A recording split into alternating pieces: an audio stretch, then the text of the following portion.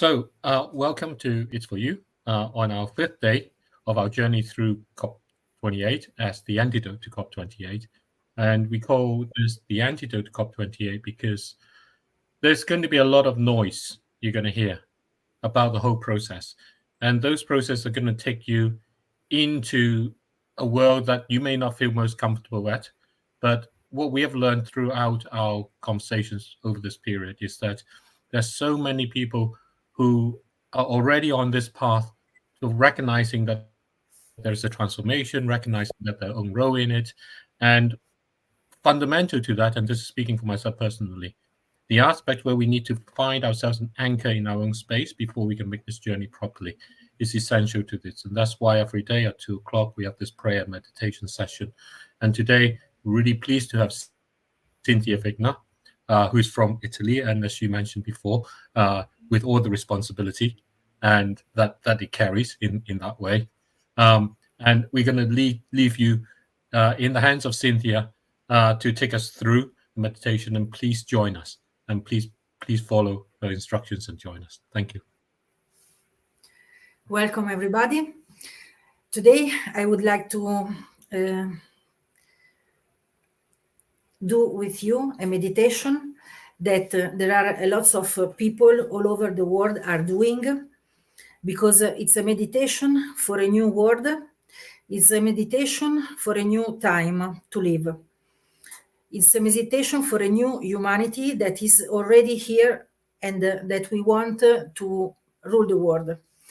So today is the last day of this week as regard these 30 moon calendars. And the last day of the week, it's the day where we pray the 7 galactic direction. So we are doing this together. I am going to say some sentence. Each sentence will be according to a direction in the space. And with every sentence, we will fix a piece of a cube that is going to hug us. We will be, at the end of this first part of the meditation, we will be inside a cube. So we will start with the eastern direction, that is the direction where the sun can rise. I will do it both in Italian and in English. First in Italian, and then I will translate in English. With your hand, you will put your imagination to build the cube all around you. This is the first part of the meditation. Then we will carry on another small journey. So please relax.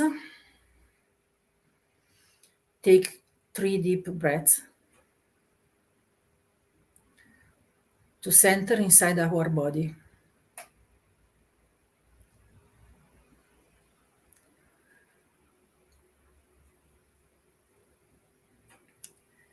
Dall'est, casa della luce, possa la saggezza aprirsi in aurora dentro di noi affinché possiamo vedere tutto con chiarezza. From the east, house of light, may wisdom dawn in us so we may see all things in clarity.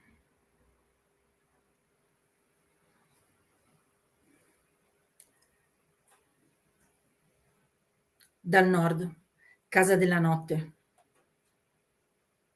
possa la saggezza maturare dentro di noi affinché possiamo conoscere tutto dal di dentro. From the north, house of night, may wisdom ripen in us so we may know all from within. Dall'ovest, casa della trasformazione, possa la saggezza trasformarsi in azione corretta affinché possiamo fare ciò che va fatto. From the west, house of transformation, may wisdom be transformed into right action so we may do what must be done. From the south, dal sud, casa della luce eterna.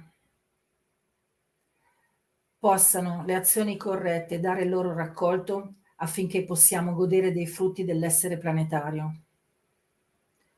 From the south, house of the eternal sun, may right action reap the harvest, so we may enjoy the fruits of planetary being. Dall'alto, casa del cielo, dove siedono gli antenati e la gente delle stelle, possa la loro benedizione giungere a noi ora. From above, house of heaven, where star people and ancestors gather, may their blessing come to us now. From below, dal basso, casa della terra, possa la benedizione del cuore cristallo del pianeta benedirci con la sua armonia affinché possiamo por fine a tutte le guerre. From below, house of earth, may the heartbeat of her crystal core bless us with harmonies to end all war. Dal centro, fonte della galassia, che esiste dappertutto nello stesso tempo, possano tutte le creature riconoscersi come luce di amore mutuo. From the center, galactic source, which is everywhere at once, may everything be known as the light of mutual love. Ayum Unabku Eva Maya Emahu. Ayum Unabku Eva Maya Emahu. Ayum Unabku Eva Maya Emahu. All hail the harmony of mind and nature. My mind is one with nature. My mind is one with the planet. Now that we are safe and powerful inside our cube, protected, we can slowly imagine that this cube become a sphere round around us. And now I ask you to join me for a journey inside the center of our planet. We are going to do together 11 breaths. Each breath, inhaling, we will take power. Our sphere will be stronger and powerful. And from our center, when we exhale, we are going down, looking for the center of our planet. We are doing this together. It's possible that you will have images while we are going down. Try to not forget these images because they will be very significant, very meaningful for you. So let's try with our sphere. First, inhale, exhale, and go down. Second,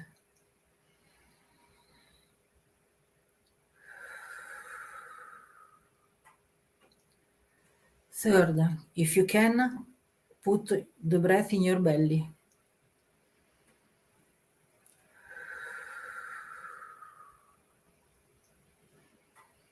Fourth, always deeper in the heart of our planet.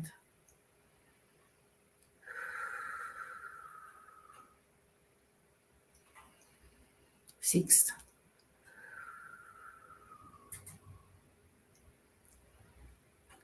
seven,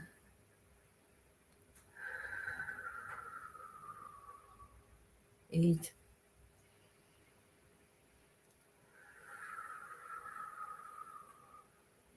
9,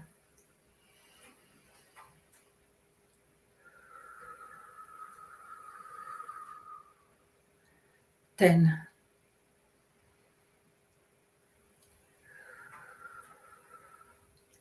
We can still see the crystal core of our planet.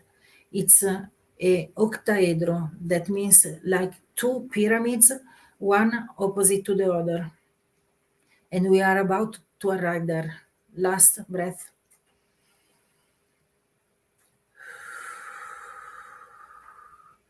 And we are there in front of this double-sided pyramid. In my sphere, I feel safe. I look inside the pyramids and there is a very strong, white, warm light. I look at my right and at my left side. I find that all the other peoples are there with me. We are sit down like a circle around this pyramid, everybody looking at this incredible light that is coming from the middle.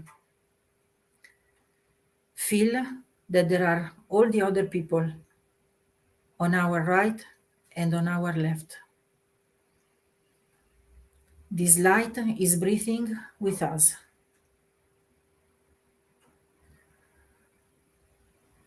Now there are much more people around us, behind us.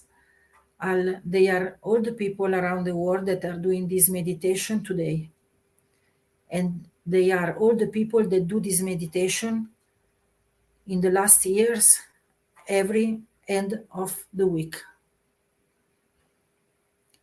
Now, from our heart, we start a connection, a direct connection with this light, with this energy. There is some of this light coming straight to our heart, and from our heart going straight to this light in the center of our planet. We are all connected through this light. Let's breathe into this wonderful sensation to be one with all the other people and with the planet.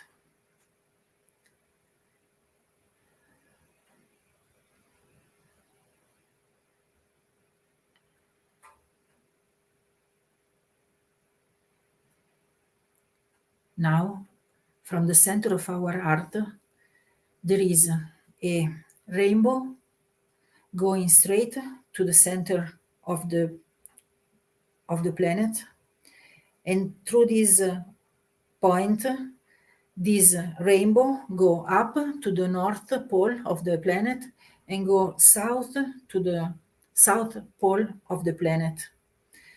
This light is so strong that we do all together, that is going out from the planet, and it's making a circumpolar arch from the north to the south, hugging all the planet with the light of the rainbow. And we are all together doing this. The planet and us are the same. We are in the same position. We are keeping the North Pole up and we are keeping the South Pole down. All these rainbow colors is passing through our spine, is passing through our feet, and we are one with everybody and with the planet. Let's breathe inside this sensation of unity. We are home.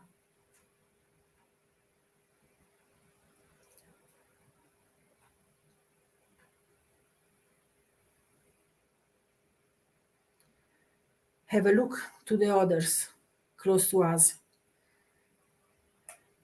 We will always be here, keeping the energy of the planet in the right position. We will always be here to be in the right position to sustain and heal the planet. Time exists only in the 3D world, not in the space of the spirit.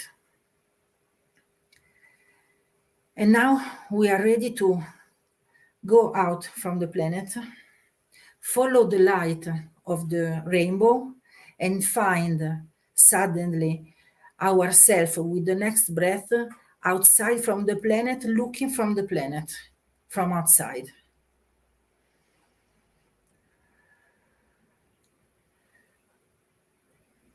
So we are out of the planet, we can see the planet, we can see the rainbow that is hugging the planet on the right side and on the left side. It's the colors that we put in. We can see clearly this image. We can take this image of the planet with the rainbow and we can put this image inside our heart. Because we are going to protect our planet. My mind and the planet is one.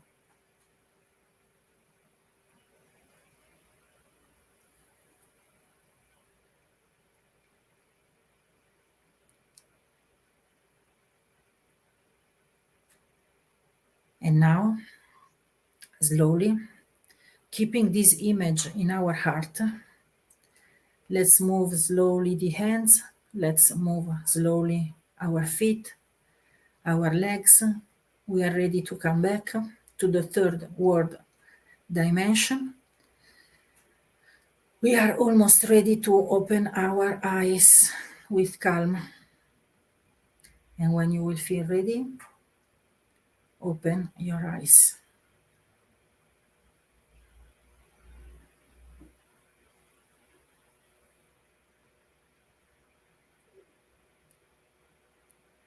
Welcome back.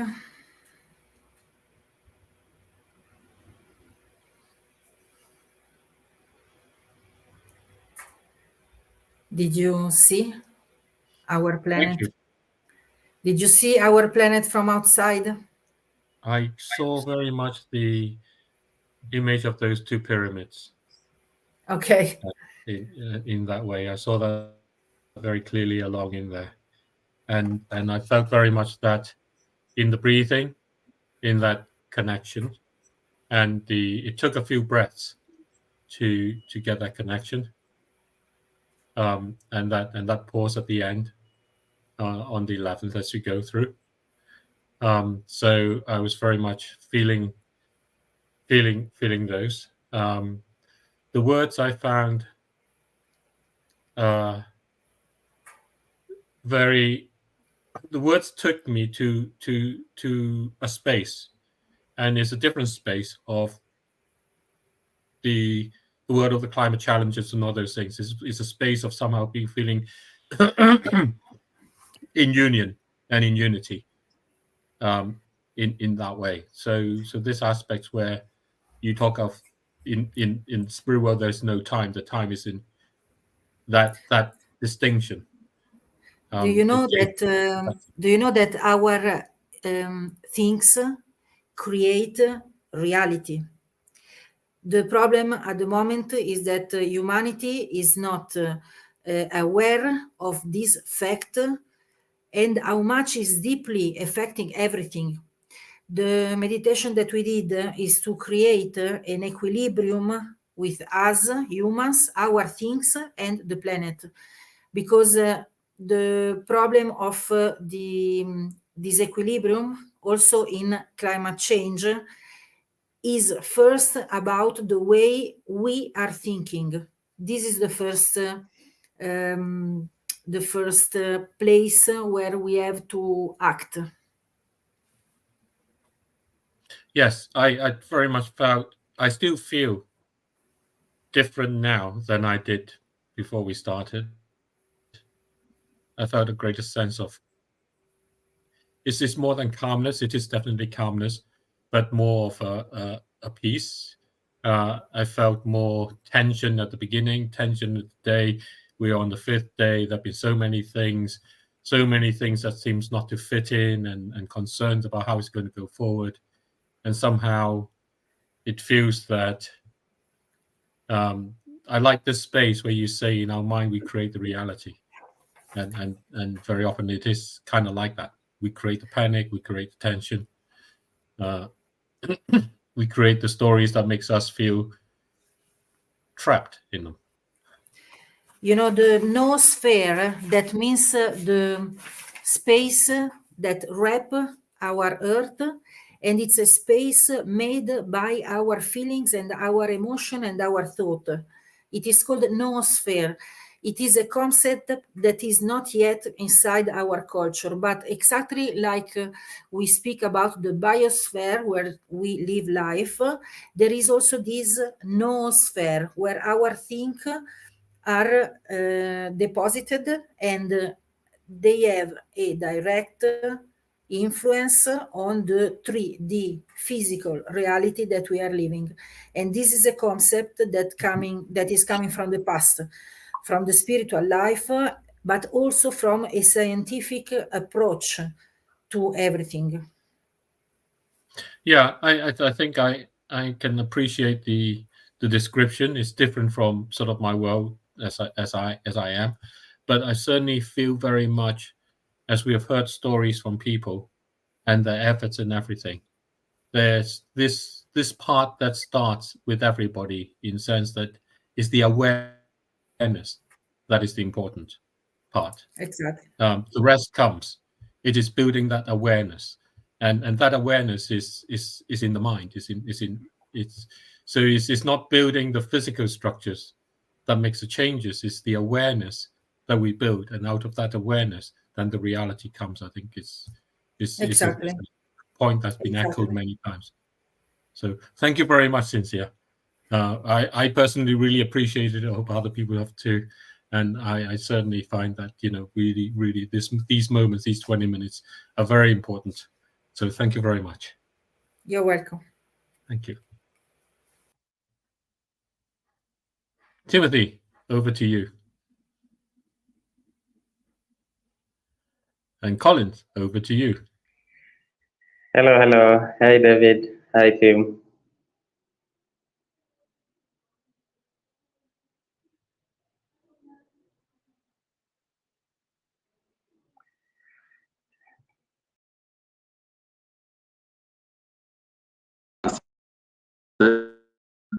Where we just learn to the importance of meditation.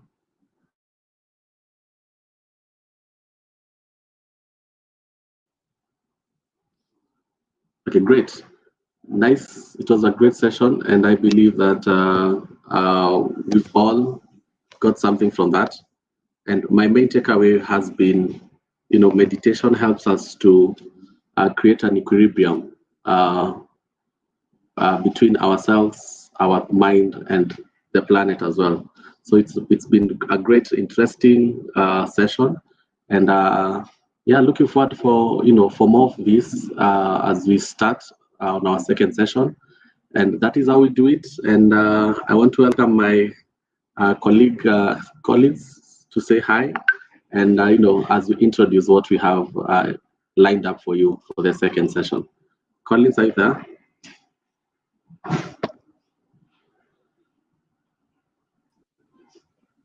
Okay, as he's joining.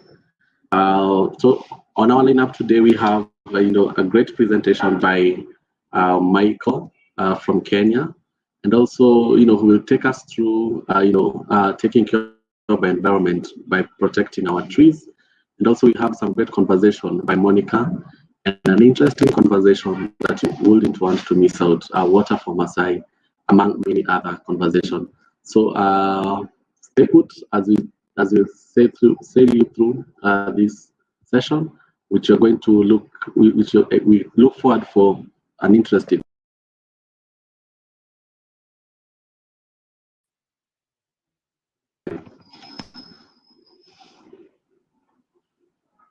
Yes, Collins, how are you? Fine, Tim, and glad having you today. Just looking forward to an amazing session today. You can hear me. I hope you can hear me clearly from here. Yes, yes.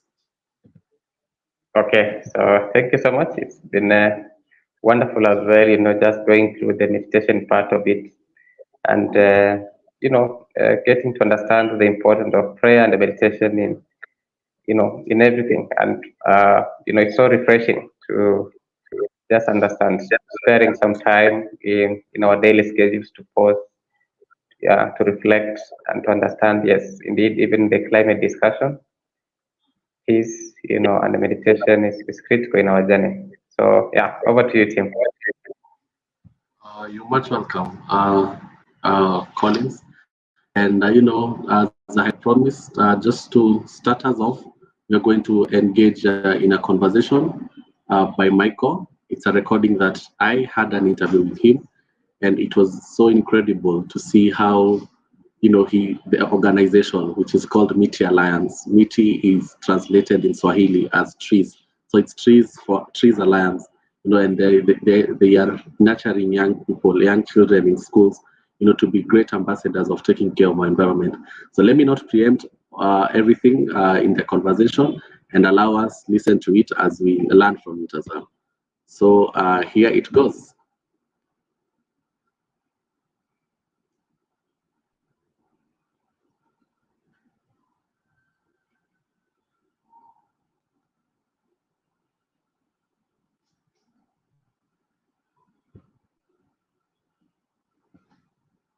Okay.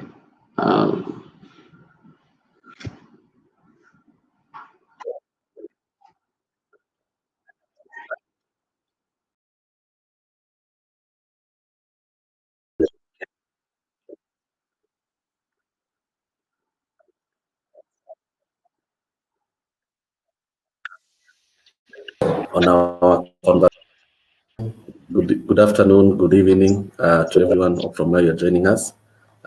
This is Timothy Ndegwa, joining you from Nairobi, Kenya. And with me today is Michael Wanyeki, founder and CEO of Miti Alliance. And we are having an engagement with him on our conversation about looking after a common home. So welcome, Mr. Michael, and kindly introduce yourself. Hi everyone. My name is Michael Wanyeki. I'm the founder of Miti Alliance.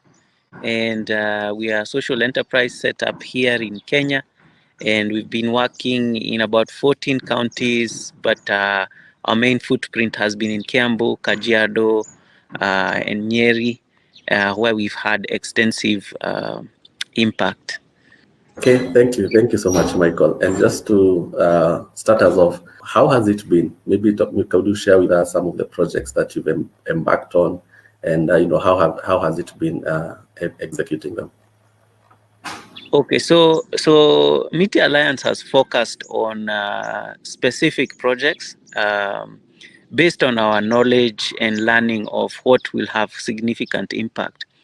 So Miti Alliance has a schools program, the Miti Schools program, where we go into schools, plant trees, and we also set up orchards for the schools for their food and food security. We also plant indigenous trees in the same schools while we educate the children about the importance of the environment. Why we found this to be impactful is that before we were just having planting activities, and we realized people were not growing the trees. And when we went to schools have an average of 1,000 students or 500, depending on the size of the school. And most of the public schools have sufficient space. So when we thought about it, we were like, you know what, we will spend our time where we are shaping the mindsets of a generation to come after us. And this has been very impactful. We've been to about 220 schools. We've done about 184,000 in those schools, although now we are about 191,000 based on the current numbers. We are yet to update them. But we are not anymore trying to move too fast. What we are trying to do is empower more so that we move faster, more impactful, and very transformational, in a transformational way. So that's one of our key programs. So it has the kitchen gardens, it has an orchard, it has the indigenous trees. Another thing that we do is the Miyawaki forest, which is a technique from Japan, which I am trained in and have been the forest maker here in Kenya. And what that involves, it involves restoring indigenous trees in areas where the native trees have been cut down. So we have set up 3 forests with a partner by the name of Sugi from Sweden. And we are different forest makers from across the world, where we have been sharing insights on how to protect biodiversity. And we have done, our first forest is right here where I am at the Miti Tree Museum in Nyeri County.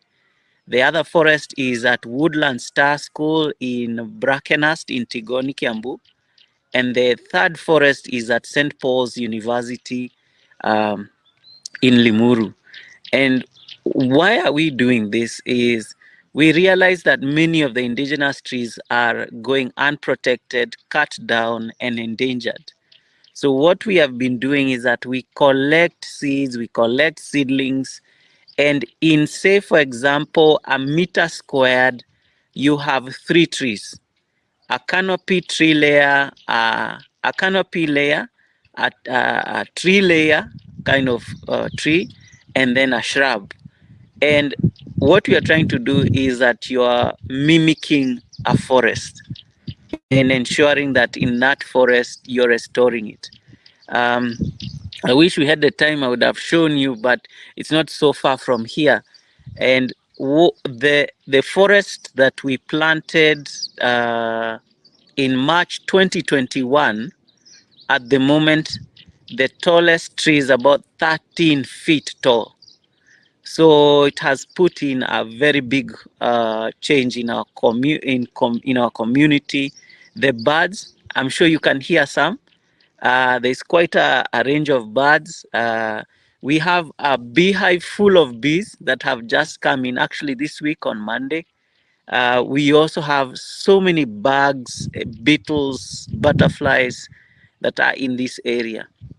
And what we are trying to do is like educate people more about why restoration is critical, why it is important using this method. And the last, I'd say, of the programs that we are doing, we have just started a tree farmers program here in Nyeri County, and we are hoping we will go to Laikipia, Isiolo, Marsabit, and Meru County and Laikipia to plant avocados, plant indigenous trees, to plant timber or wood trees and fodder trees. So we have 105 farmers at the moment, whom we've just planted 1,100 avocados. We've also planted in a local school. Each farmer gets 10 trees, and they also get indigenous trees. They also get fodder, and then timber or wood trees for their homestead to make a woodlot. And why are we doing this? It is because we have realized of the gap that is there when we are saying that we want to do things and then forget that people need economic empowerment. People lack maybe the know-how of how to do agroforestry systems, and that is what we are bringing in this community. So we've just started in a very big way, lucky thanks to partners, and that has allowed us to do it in this rainy season that we have here in Kenya. So overall, those are the programs that we have, and key to it is training. We conduct lots of trainings with the farmers. We also conduct lots of trainings in the schools before doing, and who are like us. Thank you. You're welcome, and thank you so much, Michael. And as you're speaking, I'm just amazed. I'm just in awe of the numbers you're giving. You know, the number of schools that you've been able to reach, the number of trees that you've been able to, you know, to plant, and even, you know, talk about the success stories of the forest that you've been able to, you know, create and something of the sort. And you've identified two important gaps, which is one, the information gap, where most people are equipped with knowledge about planting trees and not growing trees. And the other gap you've identified is, you know, and then that calls for training. And then the other gap is, you know, taking you know, environmental conservation as just any other activity, and forgetting that, you know, concentrating so much on, you know, trying to conserve the environment and forgetting the economical aspect of it, in the sense that, you know, these people who are taking part into it, they also need to get livelihood. And my question would be, for the first gap, now that you've been able to identify that people ought to understand, how to grow trees, and not only to plant trees but also to grow trees. So maybe you can share some of insights that you've gotten in that area. Are there are there ways in which people ought to relate with trees better in terms of planting them? We have the indigenous trees, the exotic trees. Do we have enough indigenous trees? Are we at a point where we are at a risk of losing these indigenous trees at the expense of the exotic trees? Yeah, thanks for that question. I feel that yes, people do not have the knowledge and understanding of the different trees. Some people do, for sure, but the bulk do not have. You find someone cutting maybe 100-year-old tree or a 20-year-old tree just because they want firewood, and maybe they would have done a softwood or a shrub or a fast-growing exotic tree that would have allowed them to safeguard this indigenous tree that possibly gives them medicine, possibly also supports birds, wildlife, whatever. Like there's just something about having the right knowledge on why we are safeguarding some of these very native trees is because they are supporting so much. Possibly they are holding the soil together. You cannot compare a 20-year-old tree and a 5-year-old tree because you've cut a big tree and replaced it with a very young tree. How many, you are maybe 50 or 40. In 20 years, that's when the tree will be the size of the one that you just cut. So we are looking at that. There should be that information. It should be made available. And for us, the gap on how through our education system, through competency-based curriculum, our CBC, where we are going into the schools, talking and meeting with the teachers and parents, and then now embarking the same with the students in the classes. Because if they understand that, hey, this is used for treating wounds, or it is used for treating a certain ailment at home, or it is good for weaver birds, or it is great for bees, for honey. If I don't cut it, I can possibly set up a beehive on the same tree and benefit long term. So food security, economic empowerment. So I think that's the narrative that has not been there. It has been more of let's plant. But what maybe Timothy, I may add, I feel like we are very far from the sustainable forestry conversation. I feel forests should be left alone, the indigenous forests. They should be left alone. Then so many can be used for sustainable forestry systems. Because if you don't provide the timber, people will go into the forest to cut the 200-year-old, 50-year-old tree to meet the timber demand that is there.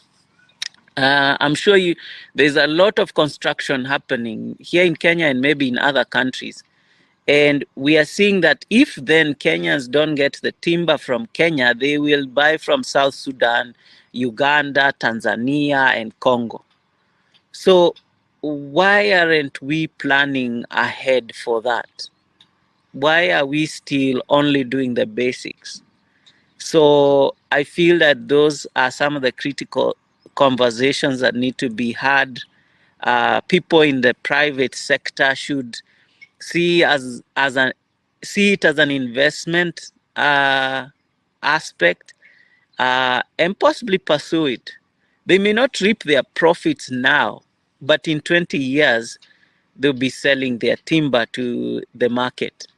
So that's my thinking around what I feel can be done with the training, the empowerment, the people getting the knowledge, but also maybe driven from policy perspective, sustainable forestry systems, and then also protecting our indigenous forests across Kenya. Great, great. Nice nuggets there, Michael. And I must say that I am really impressed by, the niche that you've identified. That is the young people, the young children, if I may use that word, in primary schools. And because, it's easy for them, it's easy for them to, to grasp this knowledge at a tender age and, carry it as they grow up. And maybe to ask you, how has it been?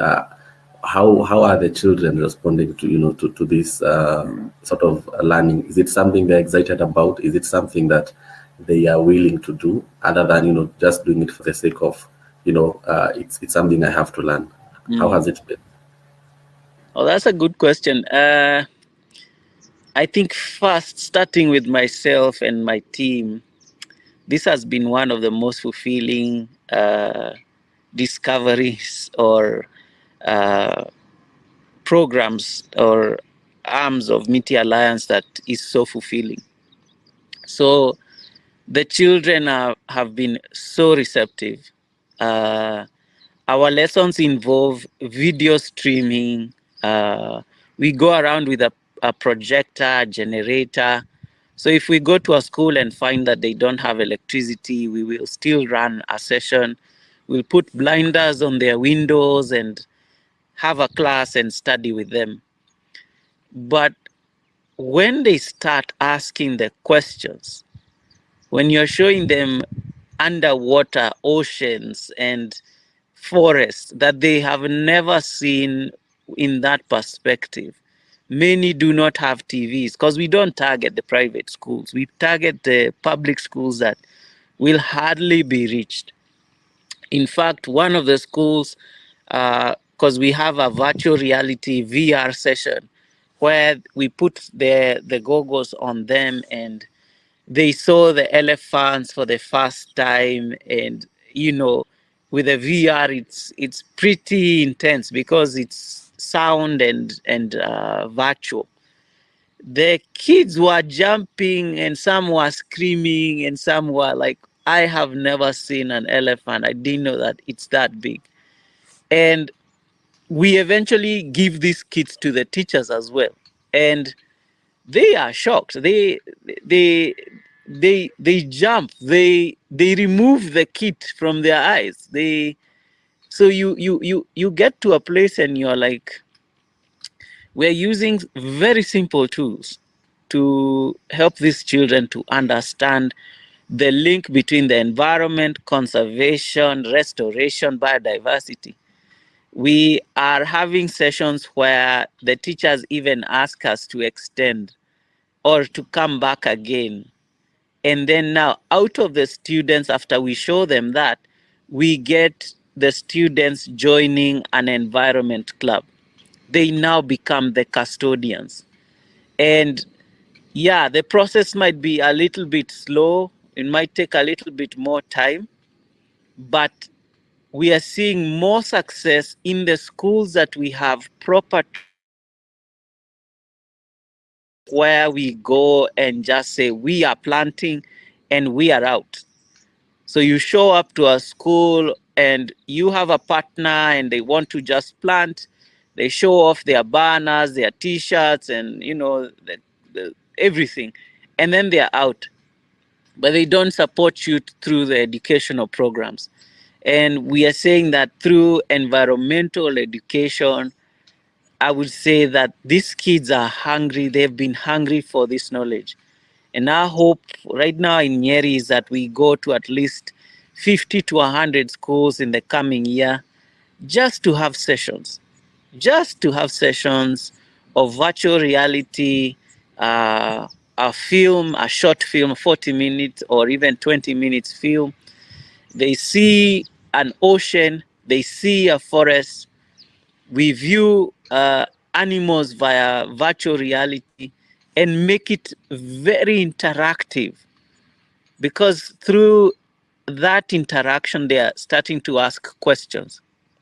And as they ask questions, they are making it's becoming much more easier for them to understand what it is that we are doing. Why are we doing it?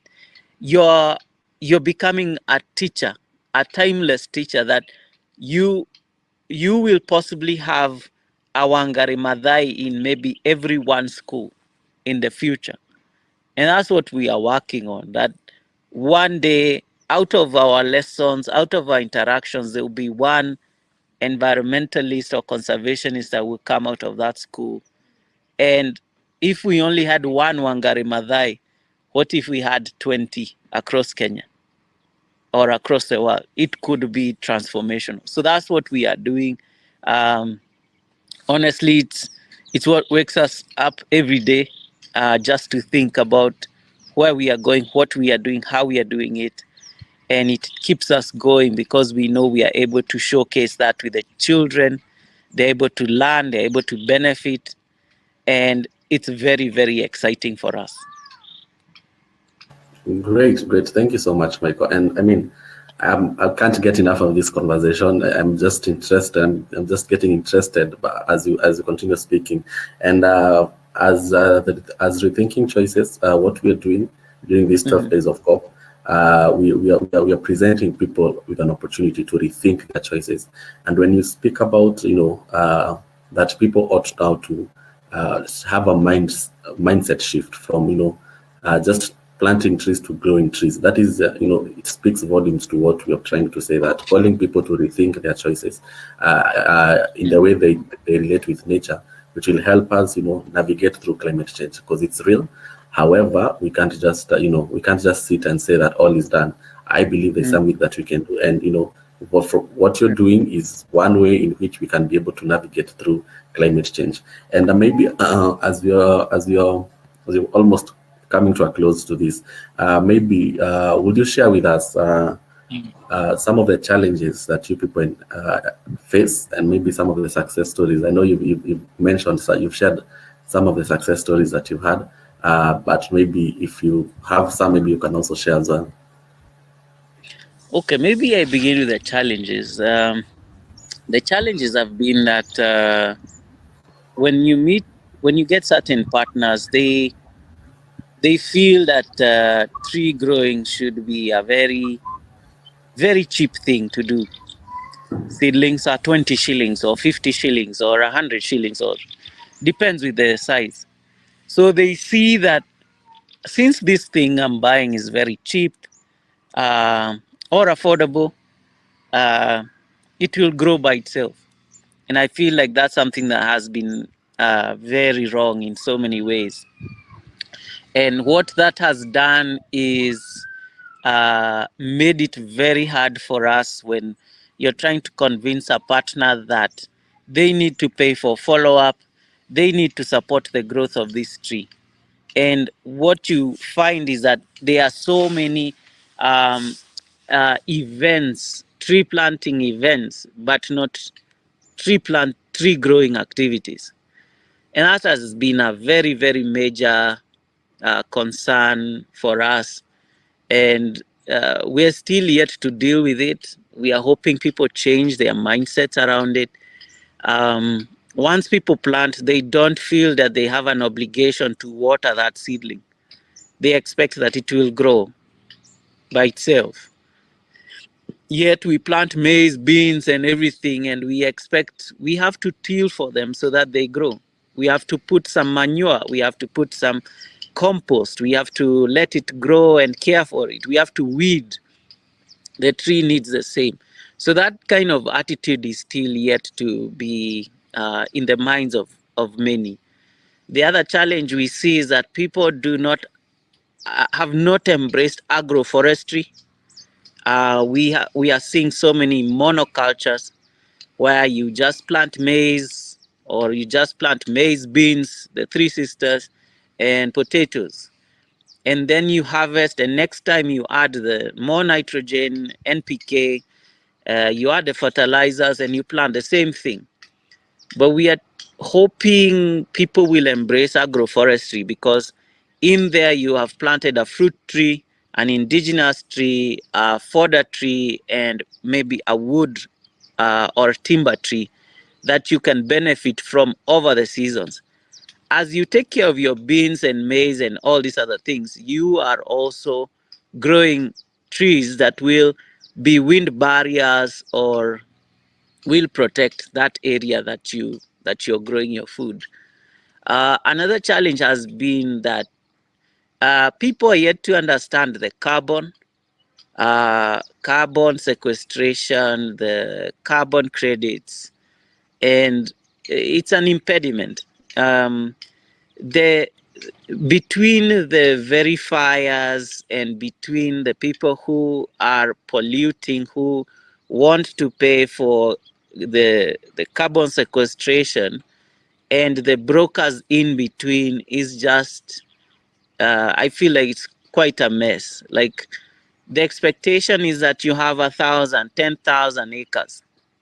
But what about the small farmers, smallholder farmers with 5 acres, 3 acres? How can they benefit from that? Are those, if they are programs, can they say that they can benefit from the programs that are there from this? Then how is the funding for carbon or climate change trickling down to these subsistence farmers or the areas that are having such climatic impacts? We are still to see a significant trickle down of this funding to local community-based organizations, youth groups, women groups. And I think we've talked about it for so many years, and I feel it's quite frustrating that I'm still yet to see a significant change. I know, yes, the conversations are going on, but can we talk of a project that we can say it involved 1,000 farmers in a specific area, transformed their lives, schools were built, they set up agroforestry systems, they got what can you say, like, they were paid for the right value for the work they've done. And I feel that that has been a challenge for local communities. And right now we're just in El Nino and we don't know if it will go on. Now imagine all the people who have lost their homes, their livestock. What can be done? So I feel like we are still doing band-aid kind of solutions, but I feel like sustainable forestry systems, agroforestry needs to be really introduced. Water harvesting methods, like real low-level projects, like community dams, community or household water collection systems, small dams with dam liners, like practical solutions. And for me, if that can be done in that level, I feel that we could make a significant transformation. So those are some of the challenges I can speak of. The wins, the successes I've said is like the schools program. Now we have the farmers project, and that has been of great benefit. We have a group of so many youth that are attending COP, and I commend them for their work, for speaking up. I also commend the government and state agencies that are really fighting and negotiating for better terms for us, the non-polluting countries. But also is to challenge the polluting countries, really. Like there's aspects of sustainability that we can embrace, and when capitalism, hyper capitalism is in the middle of it, it becomes quite a challenge. So we are still in a quagmire where the world is imploding with certain demands of food, the increase in population, the increase in pollution. So you look at it from that angle and you say, are there people of goodwill somewhere across the earth, across the globe, across the continents that can come together and make a significant difference, not here in the non-polluting countries, but also in their countries? Because we are looking at it from the support that we require from them. Yes, it is needed because the damage is being caused from that high level pollution. So there are still ways in which people can do this.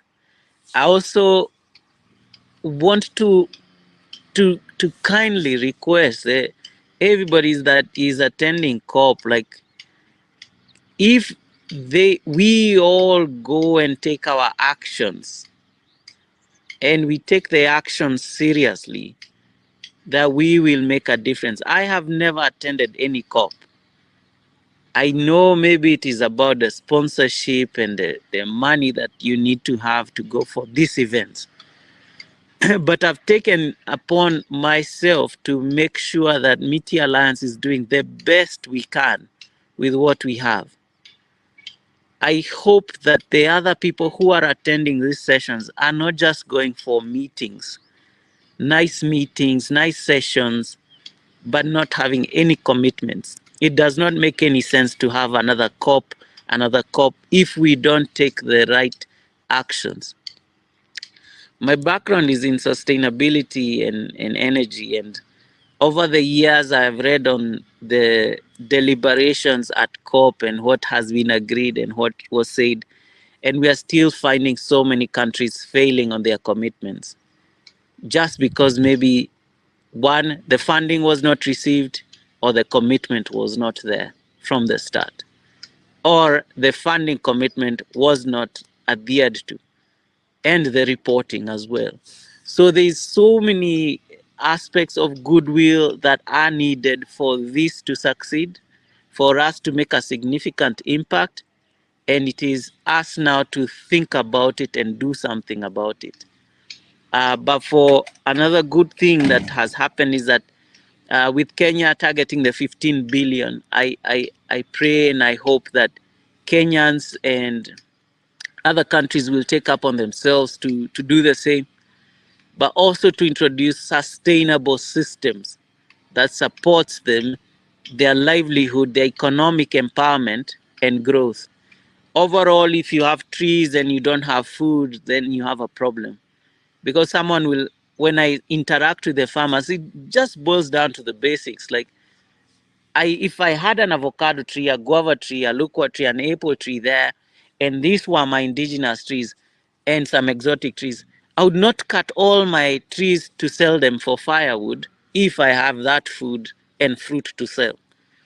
So for me, it's really basic. And I'm seeing there's different projects coming up, and I'm hoping and praying that they increase. So there is a goodwill in different areas, in different countries, where we are seeing that goodwill is coming up. So yeah, that's something that has been happening. There's been a lot of goodwill in the schools, in the communities that we've been to, and we're hoping to raise more funding, more support to reach new counties. And right now we are hoping that we will raise funding to go to Marsabit, an arid, semi-arid region, where we hope to set up a tree nursery and a similar Miyawaki forest and an agroforestry system to train the community in those arid regions. So we are very hopeful and looking forward to meaningful, fruitful, impactful collaborations. Yeah. Great, Michael. And I mean, from your presentation, it's clear. It's clearly that it's something that you love. It's whatever you're doing. It's something that you love doing. Whatever you're talking about, it's something that is coming from your heart. And you talked about you not being in COP, but just see, we're having COP in the villages. You're taking it to the village. You're having these conversations to people who are not in COP, and and showcasing what people are doing out there. And as you put it, Yeah. Our hope is that those people who are there at COP will not only just attend those seminars, but they'll also have meaningful deliberations, which is critical, which is so great. And maybe as we come to a close, Michael, we have a segment called Book of Trees, where we share our stories about a tree that we relate with, a tree that you have a connection with. So I know you probably you may not have count of the trees that you've planted Yeah. because of how you do, but maybe could you share with us just maybe as one or two trees that that you've developed a connection with, and maybe talk to us what the connection is all about. Actually, I'm not so far from it. I don't know if I can show you. I'm actually outside right Yeah, now. sure. Yeah, sure. Would love to see So, it. Would love to see it. so I'm here right next to. It's a shrub, and this shrub. I'm just trying to be at an angle that you'll be able to see. Okay.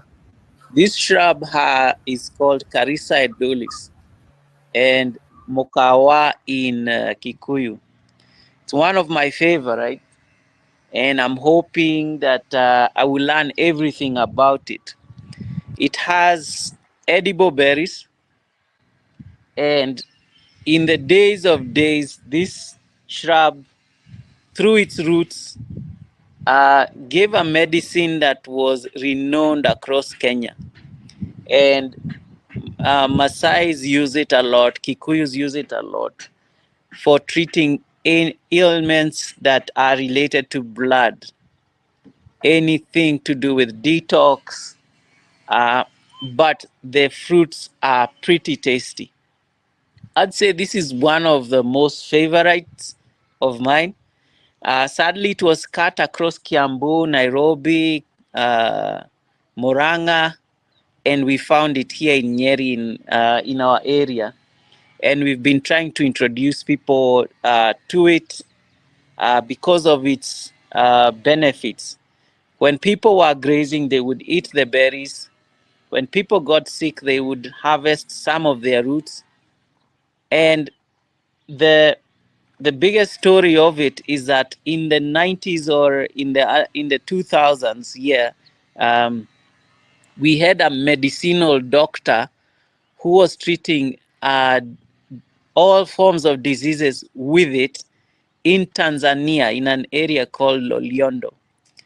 And people drove there were massive trucks and people going to Tanzania to get a sip of the medicine that came from this tree. It was quite a story. It's still on YouTube. You can look it up.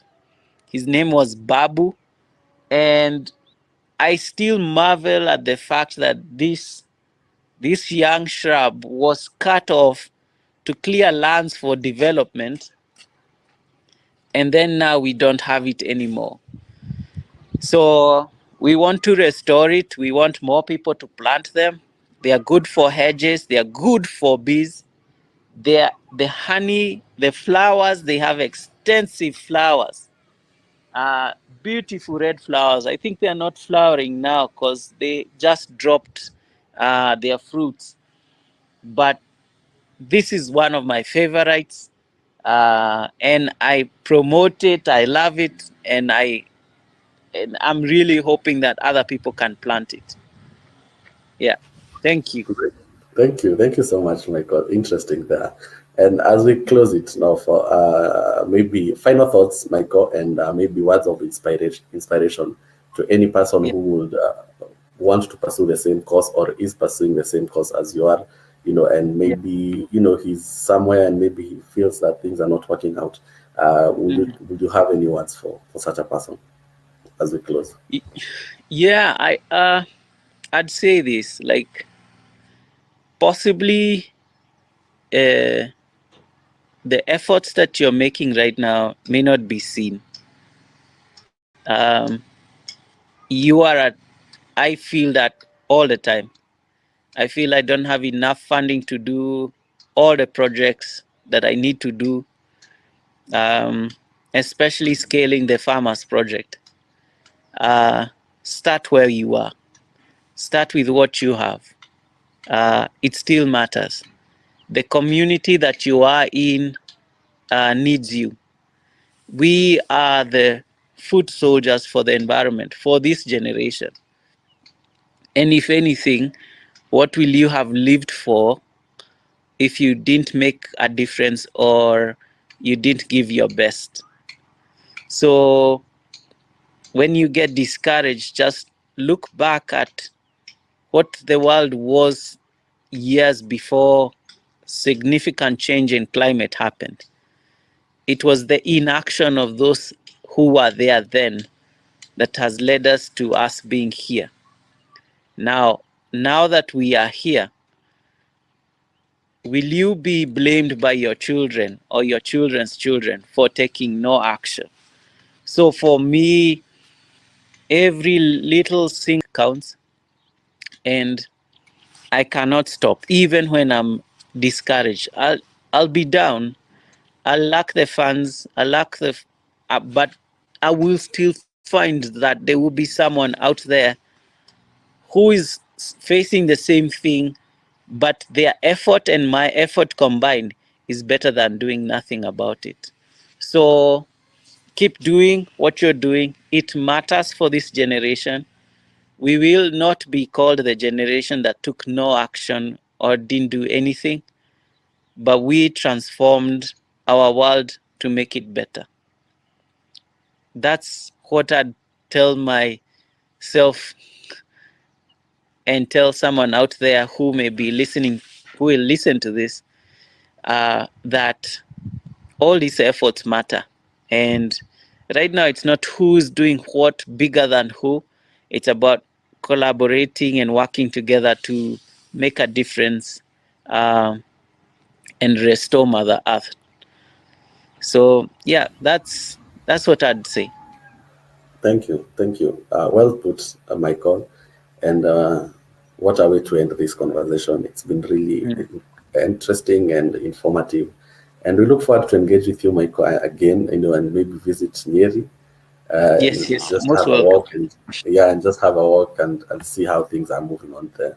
So thank you so much, Michael, for your time, and we really appreciate and for making time for this, and all the best of luck with what you're doing. Asante sana. Thank you very much. Great. That was a nice conversation we had with Michael, and I hope you enjoyed it. I enjoyed it. I couldn't wait to I couldn't wait to hear more of that. Time again is a limiting factor, but it was a session that I really enjoyed, and I got a lot from it. And maybe Collins, how did you find the video? How was it? Okay, thank you, Tim. Yeah, inspiring indeed, just to hear what Michael Wayaki is doing, the passion, the commitment, the determination, and his last statement, kind of, just reiterating the aspect about the little positive steps that actually we take every day to make the world a better place, and which is the foundation of the It's For You campaign. So when somebody is saying, hashtag It's For You, and I hear Michael talking about, what will you have lived for if you never took a step to plant that seedling tree? Maybe in the future, that could be the source of livelihoods for a community that are looking out for the fruits, the bee, and the whole aspect about the livelihoods. And I really also admire his approach about the transformation ownership, as he mentioned about the thinking our choices, and the aspect about the ESCGN student network about turning climate action into livelihoods. And the education part, what World Climate School is doing, and I sort of just pick that to really understand that he's actually, preparing a very amazing model on how actually we need to engage communities in terms of conservation and climate action. And his last also idea, just to understand that we are the foot soldiers when it comes to making our planet green, and that realization to just know that you don't have to have it all to start, but just looking around your environment and starting with what you have already can make a big difference. And so I just want to say thank you for Michael, and I'm looking forward to connect with him and the farmers. They're doing the training over in the central part of Kenya. Thank you. Yeah, sure. Great. I cannot agree more, Collins, on that. And to our next segment, Collins, you had an interesting conversation with Monica. Would you mind telling us how the conversation went and what is it about? Oh, thank you.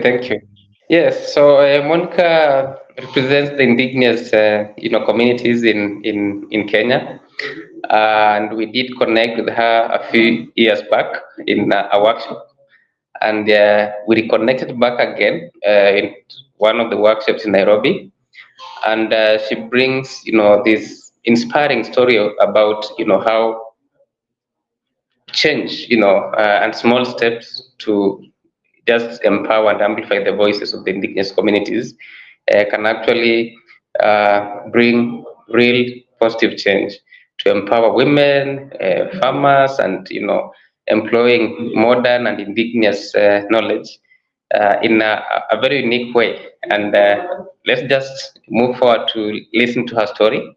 She is currently in Dubai for the COP, and hopefully we also get a chance to connect with her in the discussions coming along. So over to you, Tim. Thank you. Let's listen to Monica. To have you. I think the interview has kicked off, and we can just proceed. So thank you for making your time. David Coy is in the UK. I'm in Nairobi, and Monica has mentioned already about the organization she's working with in Baringo, in Nairobi, Kenya. And probably we just wanted to hear a brief story. You are a woman coming from the indigenous. What's your story around, the Women and Girls Initiative? Some challenges and the message to the world. I understand you are traveling to COP and how that connects. And I know David will have to just pick in from your story and see how it goes.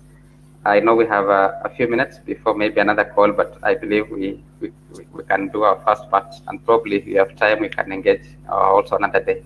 But thank you so much. So, and you're welcome. So briefly, just about maybe your story, what inspired you for this. Thank you, Collins. My story started in 2019. I used to work at Pastoralist Development of Kenya as program officer, and we were doing a lot of anti-FGM campaigns, speaking about pastoralist rights, speaking about marginalization, coming from arid and semi-arid area. So I realized this anti-FGM campaigns was not working for us, especially coming from a community where it's very remote, seriously marginalized, getting access to those remote villages difficult, and the culture was still going on. And my worry was, how do we protect these women and girls? So, and first we are dealing about SDG 5, and we forget that there's SDG 1, and poverty was really pushing women to inequality. So I realized that I need to innovate, and that's why I introduced agroecology, that is regenerative agriculture. We started small. After a church function, I told the women, no, we have to really work hard and ensure that we feed our families first, because how do you challenge GBV when you don't even have power to say no? And we still marry off our girls, we still circumcise our girls. So there's this socialization, how we are socialized as young girls, that we are naive, we cannot speak in front of men. Our women too cannot speak in front of men, their husbands, so they are told. There's that even gender inequality, even in decision making, even at household level. So I said, no. How do we talk about food security? How do we talk about cultivating our land? How do we have diversification?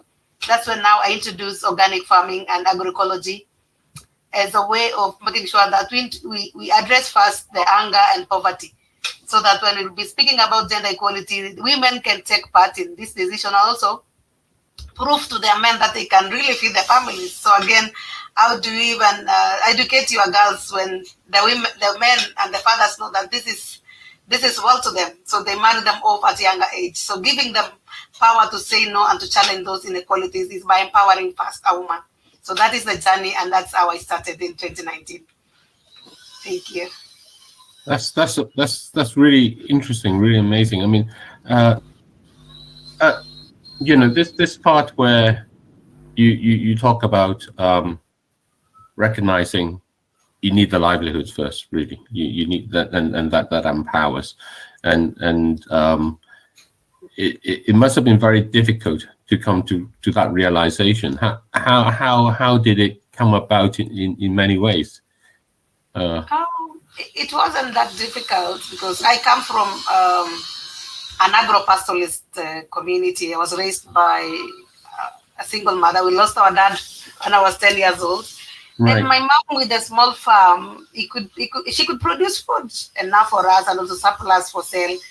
I would see women walking in and out of our garden to buy vegetables, to buy cereals, we had a big plantation of bananas, the green bananas. And I used to ride to the center to sell bananas, pawpaws, and bring money for my mother when I was young. So I saw that there's value in farming, and that's why I say no. If my mother managed single-handedly with us kids working with our mom, so why not those who have children and have husbands and spouses, so they can support each other and have alternatives to their livelihood. So to me, it was not impossible. It is just information and how they can do that, because we work with pastoralist community, and even them handling this farm tools is difficult. So it's a process, but we are really doing it. So to me, I feel like it's very possible. Yes, very possible. That's really great. Well, I mean, one of the things Collins and I we've often talked about with young people today who are very climate conscious is they are engaged in sort of a very aggressive activism to try and say, people must do this, governments must do that. But your example, in many ways, for us is we have to turn the actions into livelihoods, into exactly what you're doing. And I think when you talk about your agriculture, the regenerative aspects, combined with the pastoralists, you actually, how do you find, because for us it means you're actually helping that connection with nature and helping that forward. How has doing so helped, do you think, empower the women you're working to protect? How have you found that? How have you found have you seen the way that they think about themselves differently? Yes. Just to inform you that I have overwhelming calls. I have people coming to office, they want to be trained. When I do a radio talk show, I even stopped going for radios because I get so overwhelmed by the number of women who are calling me. So I really work with women group, and I suggest that women come together. 10 to 15, 10 to 20 is a good number, so that when we go for trainings, we also suggest to them that they should agree among themselves which farm do we go to. And also we start now farm demonstration, because in working with communities who have not gone to school, we do a lot of practical. So we do trainings and also farm demonstration. And the trainings and the farm demonstration we go to, that becomes our agroecology model farms. That's where the community go and see. And to me, so far, we have over 30 functional demo farms, and they go and see change. Before they used to tell us, there's no water, how do I farm and there's no water? So when we tell them that they can do swales, they can use A-frame to landscape their land, where to put up the small pan dams, where to dig swales, and how many swales do you need in this farm? You see, slowly they're embracing it, and I get a lot of phone calls. Come and see my farm, come and visit my farm. So again, it's about agroecology principles are co-creation, and we make them come together, share their stories, learn from each other, and also talking about using them naturally available resources. We use livestock waste, we use farm waste to make composting. We also dig small, we direct water from the road to the farms. It's very simple, because now you're talking to a woman who doesn't even have money to buy water tank. They're still living in Manyatta, and they're not roofed. They're used to touch grass. So how do you talk about buying a water tank when they don't have money? So we use what is available, and permaculture is very innovative. We use what is available to make a resource out of that. And that, to me, is something simple that we need also all of us to support and push for funding to grassroots organization, to also these women groups, to support them, because climate action is about coming all of us together, bringing our minds together, and also considering the indigenous knowledge. And of course, agroecology, integrate science, and also our indigenous knowledge as well.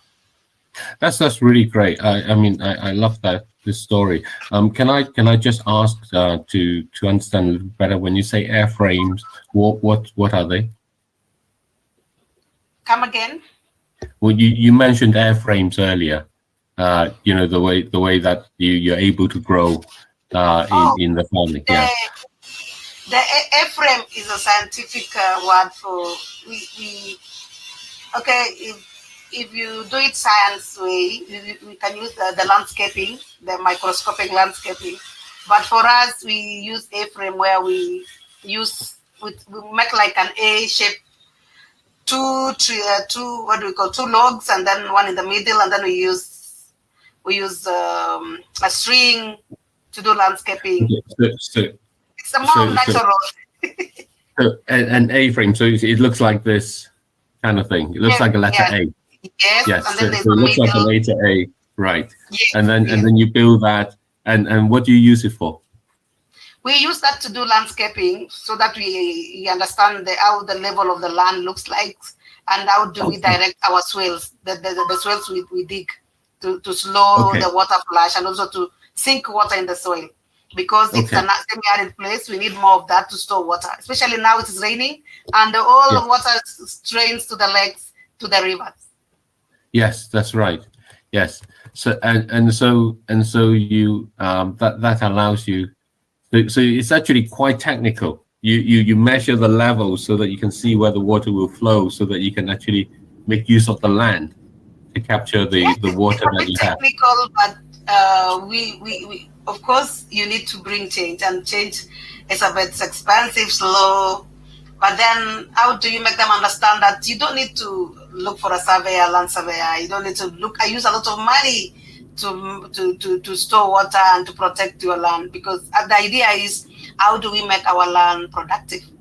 How do we store water? How do we reduce biodiversity loss by these flash floods? Because if you tell them why don't you produce food, they say there's no water, and there's a lot of water. There's a lot of rains, but the water are going away to the streams. So how do we keep this water in the soil and also in the land? So how do you manage that? Because the land will soak in the water when it rains a lot. How do you make that waterproof in that way? With the swales, we have types of swales now, depending on the type of the land. So there's one called the eyeball one. We dig very deep so that there's a lot of water coming in. Then there's another swale that is going down. So we make another swale down, then another one, so that the bigger the swale in the hub, the smaller it goes down. But there's an outlet to when this one is too full, it goes to the other one. So it's more practical, and when they see it, they want to do it. Okay, so you basically have, I'm trying to gesture along. You basically have them sort of in layers along, going from one to the other, flowing from one to the other, and keep the soil from simply soaking the water. Do you have to line it, or how do you make it waterproof on the bottom? At times you can use the dam liner. At times you don't need, because now there's so much rain. So we don't need. At times you don't need. At times you need it. So depending on the farmer groups that you're working with as well. Okay, okay, and this is you simply dig it, so it's like it's a dip. It's not like dug as a trench. You know, the walls are sloping down and it goes on through. And also that depends on the amount of water draining to your farm, because in Baringo we have soft-like soil, especially where there's a lot of cactus and juliflora. So we try to rehabilitate those lands, because you see farmers are already stressed with the invasive plants. So when we rehabilitate land, we see the direction of water, and also some of this land we have deep gullies, because those are the lands we rehabilitate. Yeah. But now it depends on where your land is situated. Some are very good land, we just do small swales. Yes. As like zigzag-like, and they store water. And also we train them how to do mulching, how to do crop rotation, to grow cover crops, the agroecology principles and permaculture designs. Yes, yes. So I see. So I think this is really quite amazing to see. It must be like a miracle for the women you work with. Yes, if you come there, they will want to. They just want to admire what we do. The first training we do, everyone wants to go and practice. So I tell them to work in groups, because at times it's very hard, especially when you want to dig the swells that goes deep to 4 feet down. They need to work with their husbands, they need to work with their children, they need to work together. So that's why we work with the formal groups, like the self-help groups that come together, 10 to 15. That's a good number to work with. So every time they meet, they work on the farm, they also share. Yeah.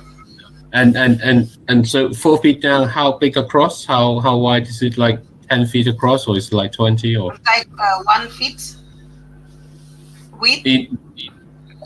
In width. So it's quite narrow along.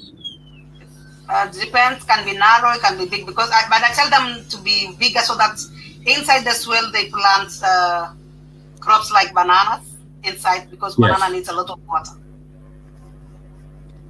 So not to plant the banana, or to plant the banana? To plant bananas, and then outside the swell they can, where now they throw the topsoil, they can plant now the cover crops, the legumes, sweet potatoes, cassava. Yeah. Because those are already built soil and very soft for the legumes. Yes. So and beside that, they can now plant fruit trees, because now when the water is in the soil, they spread to the fruit trees. Right, that's very good. Yes. Yeah. Okay. Well, Collins, let me hand over to you. I'm really amazed. I think to summarize along, I think what you've expressed captures very much, this aspect where the empowerment comes from having that livelihood, and the dignity of the livelihood really comes from being able to know that you are the one who's able to create it, and the resources are always around. And what you allow is really the ability for people to see that and to see themselves as part of that. And that's such an amazing story. Thank you. Thank you. Collins, let me pass it over to you. I'm going to remove myself for now. So thank you very much. It's been a real pleasure talking to you. I hope we will have a chance to speak further, and I hope we may even have a chance to meet. I would love to see those miracles out there. And you just reminded me of conversations also with another group I had been speaking to, who are from another region where it's a very arid area, so they don't get rain much, and they want to capture this. And basically, I think what you're saying is you can do this very easily along. And the thing is, if you can do this and actually cover it, maintain it, you can capture a lot of water and go good long way. Yeah, thank you. It's been a real pleasure. Welcome. Thank you. Yeah, so thank you, David. Thank you, Monica. I think David is joining another meeting, but I'm really inspired to hear your story. And one of the concepts that David and Richard from the UK have actually been speaking about is transformational ownership. And it's actually, when I look at your story, it's the same model where the economics emerge, from the people and the resources they have in their surrounding, and turning those obstacles and challenges into an opportunity for livelihoods. So probably, I know we have a few minutes to go. I wanted to just probably hear about your the challenges that you do encounter working with communities and the indigenous groups, and probably out of these challenges, what is it that gives you the strength every day to wake up and be able to inspire and champion for their rights? Probably because we have people in our networks across the world that would love to hear that. Thank you, Collins. The first, I must say, the challenges are not that many.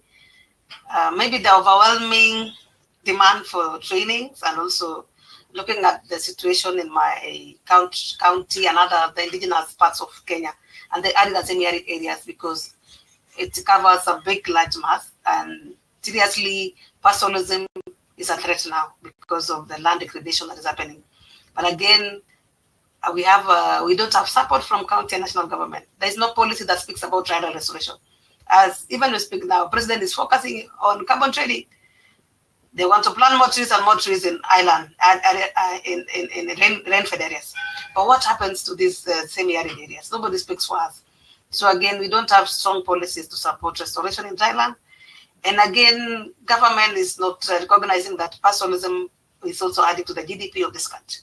So again, how do we make pastoralism sustainable? To me, how do we even use our livestock manure for commercial organic fertilizers? They are now having punitive actions against using livestock manure. As we are advocating for indigenous seeds, indigenous breeds, which are climate resilient. So if they start bringing now new breeds, they will definitely not be resilient to our situation now. As you speak now, so much rain comes zoonotic diseases. So we will lose a lot of livestock. So again, how do we enhance the indigenous knowledge and also support pastoralism as an adaptation to climate change? Because migration is an adaptation to climate change, but how do we make migration and mobility possible for pastoralist community? So again, policies, and then again, our climate action initiative, what is in our NDCs does not speak for pastoralism and sustainable agriculture. To me, the NDCs should even make sure that we integrate agroecology for climate action. We have so many publications, FAO have done that. We have so many scientists talking about the best part of agroecology, but how do we put that into our policies, our county policy, because every county has a climate change act policy. Yeah. What about now the national climate change adaptation plans? Does it speak for the people? So again, they should be human rights centered, especially with the approaches of climate change. The president now is evicting a gay community to pave way for carbon trading. So, and these communities have been living in the forest and protecting the forest. So why is human rights now to this restoration initiative? So again, we need to bring our president to the sense of humanity and understand that indigenous peoples have indigenous knowledge and they've been protecting that forest. If you go down to Mao Forest, the people doing the logging are non-organic. They want now to start bringing now conventional agriculture. They're planting tea farms. They want to plant teas in the forest. Why don't they allow Ogier community to protect and plant more trees, indigenous trees in that forest? So there's conflicting interest about the carbon business and also agriculture. Another challenge we are seeing is in our curricula, thanks to CBC. How do we bring in now the intergenerational knowledge transfer? Apart from this small project we are doing, how do we make agriculture nice, good to the youth? It should not be a punishment. Producing food should not be a punishment. So how do we change the narrative so that we don't have a lot of our young youth in Twitter, TikTok, but not focusing on food? And food is everything to us now. So how do we bring now, even in our universities, our technical colleges, how do we bring food production and raise the market, and also ensuring that the young generation benefit from agriculture as well? So those are the challenges, and opportunities are so many. Of course, there is no life without food. Yeah. Everybody has to wake up and eat. So how do we make food and agriculture an opportunity for everyone, so that everyone thinks about food production and not about white collar jobs and sitting in our offices? Yes, it is good to be in a white shirt, of course, but what will you eat? So again, how do we make agriculture more lucrative to the youth? Thank you, Collins. Thank you, Monica, and glad to actually hear this, and I agree totally about the policy dilemma surrounding the issues about the indigenous communities and the climate interventions, and glad that you have talked about the curriculum and actually also the students, because what actually connects us in this program, I know we didn't have much time to share that, but I do serve on the advisory board for the student network. It's called the East African Campuses and Colleges Green Network. The logo at the middle. And on the other side, we have the one slide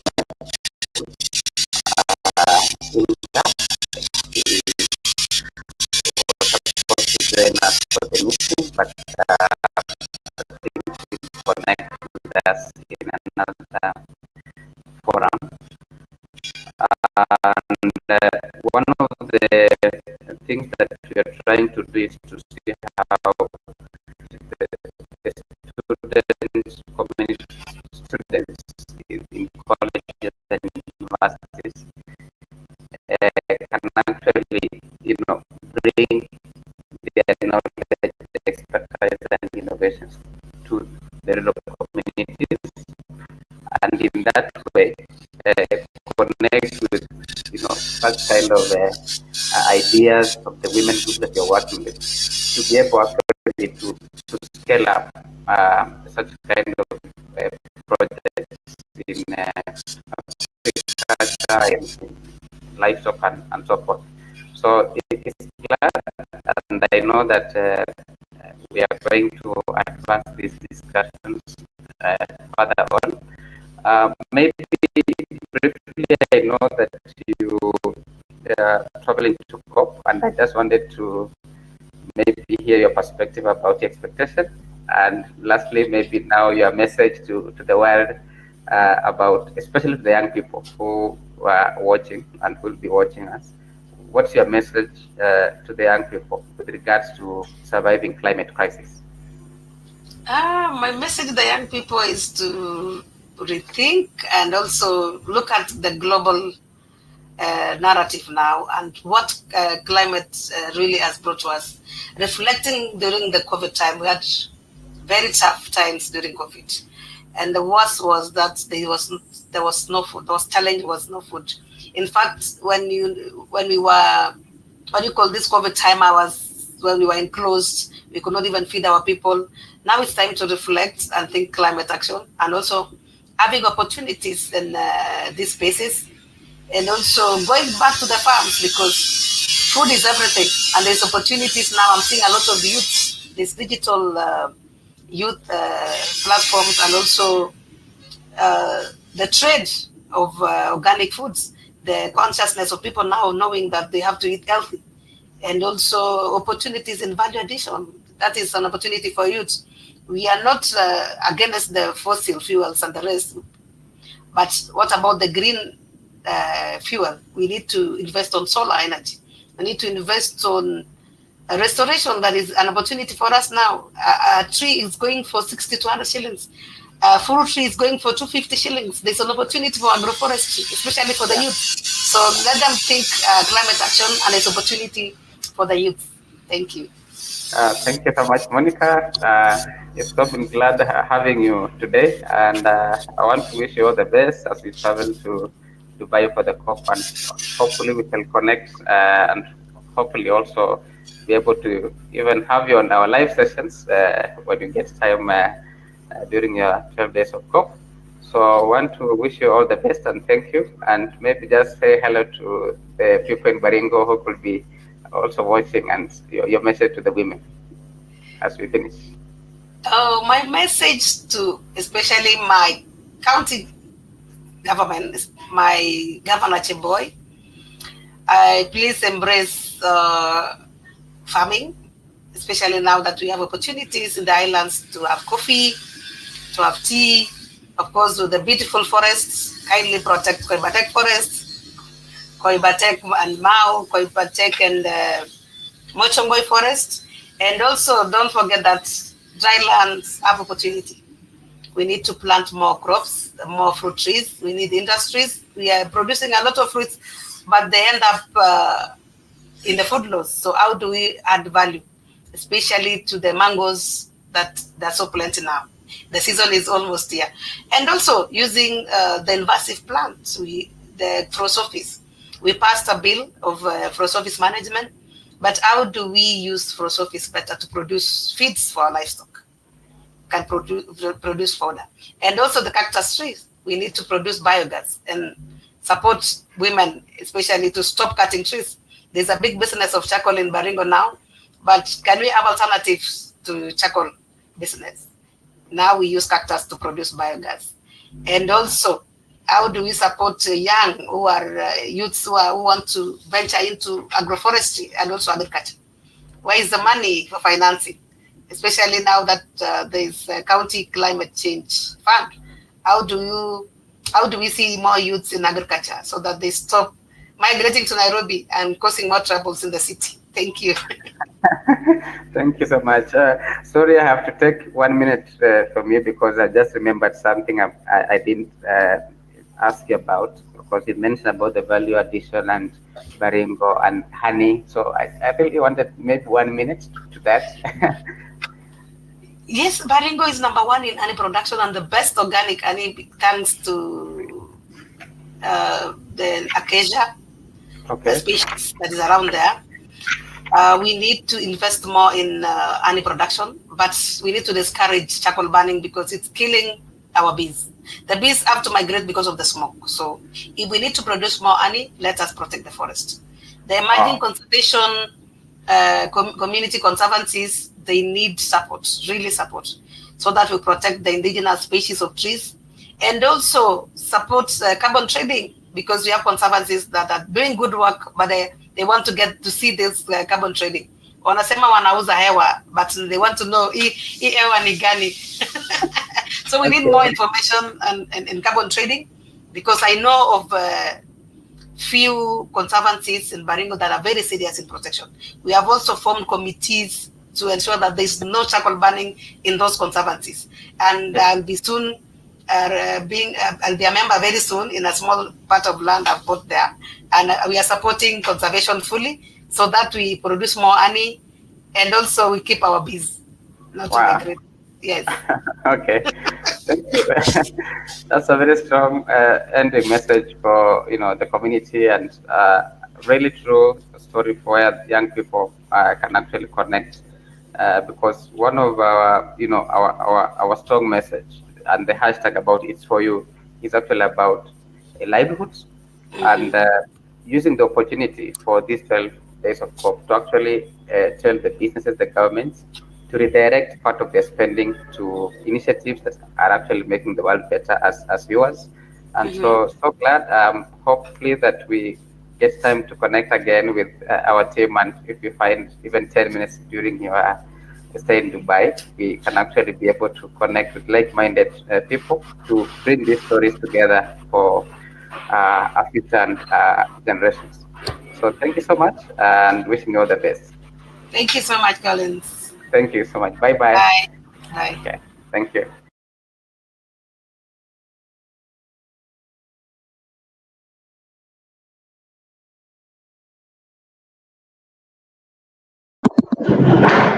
Great conversation there by Collins and Madam Monica. Collins, how did you feel the conversation? How was it? Yes, Tim. I'm listening to the conversation, and I'm feeling like I'm getting everything new, and it's a point of reflection, as Monica points out, and she has raised actually quite some fundamental aspects about the young people connecting to the opportunities that are there actually to survive the climate crisis. And what she mentions about the reflection during COVID-19, what it put us into, and it provided an opportunity for new ideas and innovations. And when we look around the crisis of climate, it's also an opportunity for young people and women and the kind of work she's doing to actually just reflect and say what opportunities are there for us to harness and turn these obstacles into uh, livelihoods and make the world a better place. Great. Over to you, Tim. Yeah. I agree. And this conversation made me remember a conversation we had a few days ago with Aggie from Kenya Girl Guides, that was talking about how young women and they are being nurtured to take up environmental action stewardship. And you see, it brings out the potential of women when given these opportunities, and it makes us aware of the immense potential they have in serving community and also society as far as taking care of the environment is concerned. So I feel even as we champion for climate action, I think we should also encourage more women to be allowed in the space, because from Monica and Aggie, it seems that there lies great potential in women as far as environmental conservation is concerned, which is really incredible, amazing. And having said, yes, indeed. Okay. I agree with you, Tim. Yes. Yeah, and maybe having said that, well, they say work without play make Jack a dull boy. So we want to have some music from some young people here who are using their talents to communicate to issues relating to society, and we get a taste of what they have for us today. And also our one and only Larry Dwayne will be performing for us next, and then we get into a conversation that is close to Colin's heart, and that is Water for Masai. So let's listen to the music.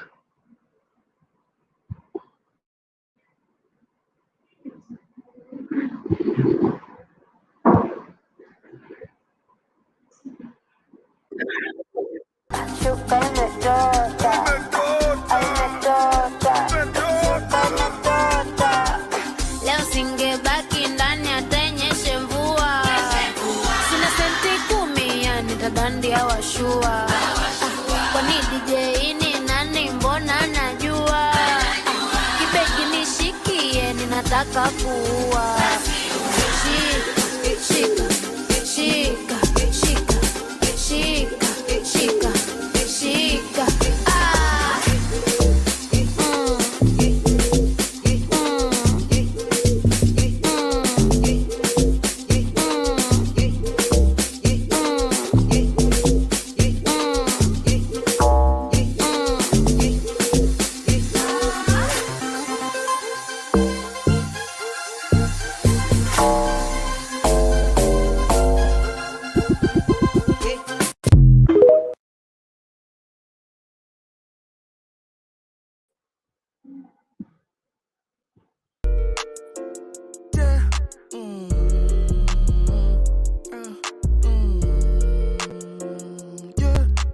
Dwayne.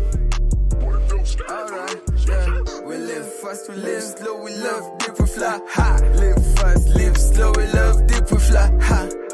We live fast, we live slow, we love deep, we fly high. To save the world, we have to go fast into very slow. And rich people, plastic, fantastic, and poor people living their full emotional scale of being humans, where emotions are real. Look, the rich are asking the poor to stop buying shoes. That is all fine.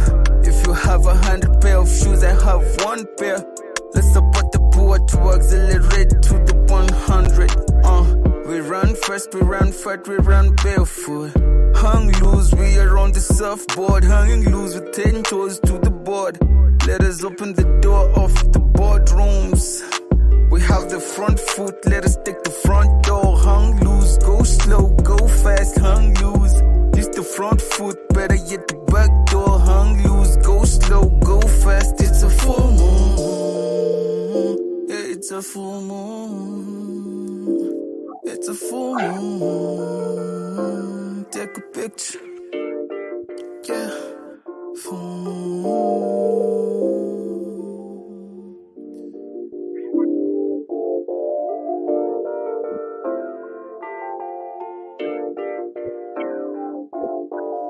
We live fast, we live slow, we love deep, we fly high. Live fast, live slow, we love deep and fly high. We live fast, live slow, we love deep and fly high. We fly high, yeah. We live fast, we live slow, we love deep, fly high. Live fast, live slow, love deep, fly high. Fly, live slow. Transformational ownership, this is the only way that we can drive transition into the green economy, yeah, that is the vision. Limit oil, gas, coal use, that's the mission. Media participation, do you believe we can achieve this transformation? Let us limit the production and give people the power. The earth right now is sour, watupia wako sawa. Dignity is key, all my people, do you listen? For me, I do believe that I have the superpower that can change the future. It starts with me, yeah, Larry Dwayne. I'll take an action, I'll be so active. Restore the environment, restore the ecosystem. Return it to the system, the indigenous system. How people, do you listen?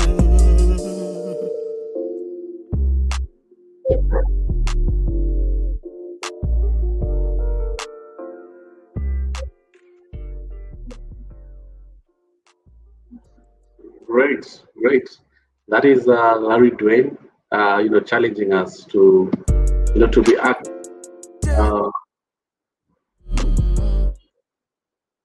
Sorry for that. Yeah, that is Larry Dwayne challenging us to, to take action as far as taking care of our environment is concerned. And it tells us that everyone has his or her own superpower. And it's high time for us to, to put that into practice as we champion for taking care of our common home, that is Mother Nature Earth.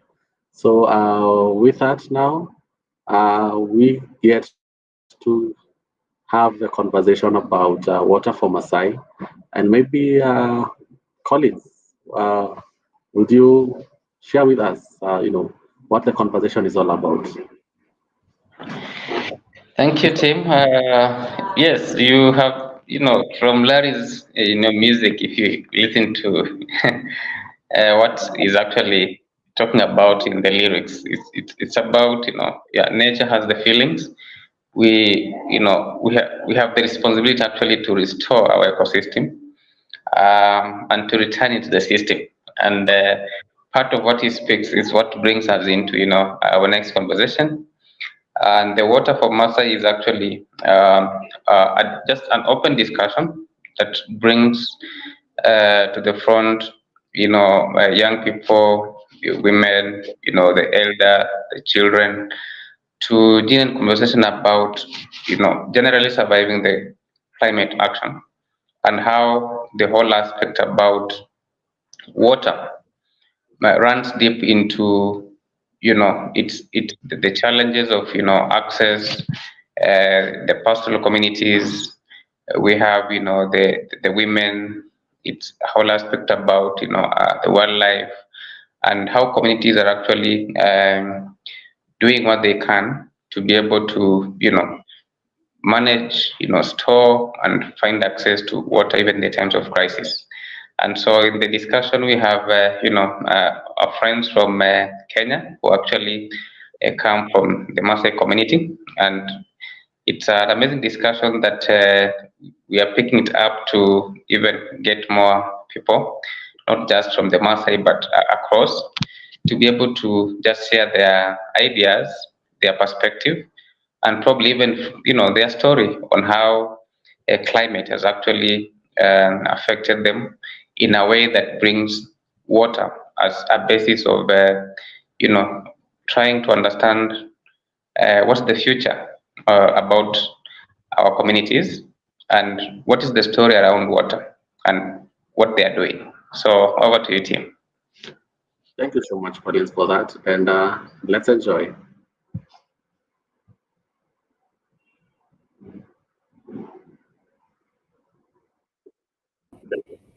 Indeed. We're going to see who we're bringing on here. Yep, we let's have bring a few Collins more people on with the us. stage. We have Philip Philip and That is David here. Philip. and David. Yes. So, Philip, do you want to unmute yourself and introduce yourself? Yes, hi guys. Thanks for bringing me to the stage. I'm Feel excited free to be here. to turn on your video too if you like, if that's convenient. Obviously, don't if you are improperly dressed or something. Struggling perhaps with bandwidth. Sorry about that. My camera is not very well, so Okay. please forgive me for that. No are problem. No problem. Yeah. There are times when I call Richard and I think, gosh, could you turn your video off?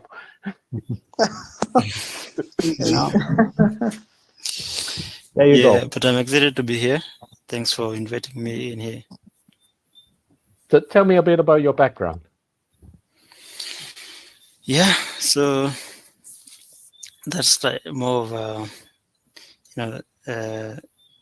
it's like telling me about yourself in an interview. So almost tensed, but yeah. I am Philip Barteroy. I am the chair AICA. AICA is a community-based organization currently based in Kajiado County. And we just got started last year, mid of last year, majorly to address issues in regards to the Maasai culture and climate change. So that's us. So I'm excited to be here. I was invited by Kaka. He, told me that we have a discussion in regards to water and the Maasai culture. So I guess that's more of an introduction for now. We can share more. Okay, well, thank you. And we'll come back to all that a little bit more. And Collins, we often hear you mention Kajiado County, where Philip comes from. So how about yourself? How are you connected with? Are you connected with the Maasai? Is there a personal connection there? Hello, glad to be here. Hello, David, Richard. Hi, Kaka. Hi. And David. Yeah. Glad seeing you today. Yes, David, I have a connection with Kajiado. I think Kaka can attest to that. And it has been an experience for me working with communities around the region, particularly with the youth and the women, and the whole aspect of climate issues. I had an opportunity to actually be coordinating the Adaptation Fund project, which was actually being implemented by one of the grassroots organizations in Kajiado, a women-led organization. And so I had an interaction of how, the women in this region are actually taking steps to, manage the crisis and particularly with regards to the water issues, the socio-economic aspects, and yeah, it has been indeed an experience. And now connecting the Kaka and the ESCGN network students and the amazing work they are doing. I'm glad to be here. Well, thank you for being here. And finally, we have David. And do you want to unmute yourself and just introduce yourself a little bit? Yes. I greet you all. Good evening. It's evening here. My name is David Mterian Kuyata, and I came in when comedy was going on, so I was keenly to listen. And just to add on something, because we're in the line of comedy, right now I'm at home, and the Kajiado you're talking about, that's where I am right now. So if you hear some background sound, cows, dogs, just know I'm home. So I'm so glad to join you guys and to address this noble topic for today. Water for Maasai, I know, is an extensive topic and something to be addressed and to be, to lay a strategy and work on it.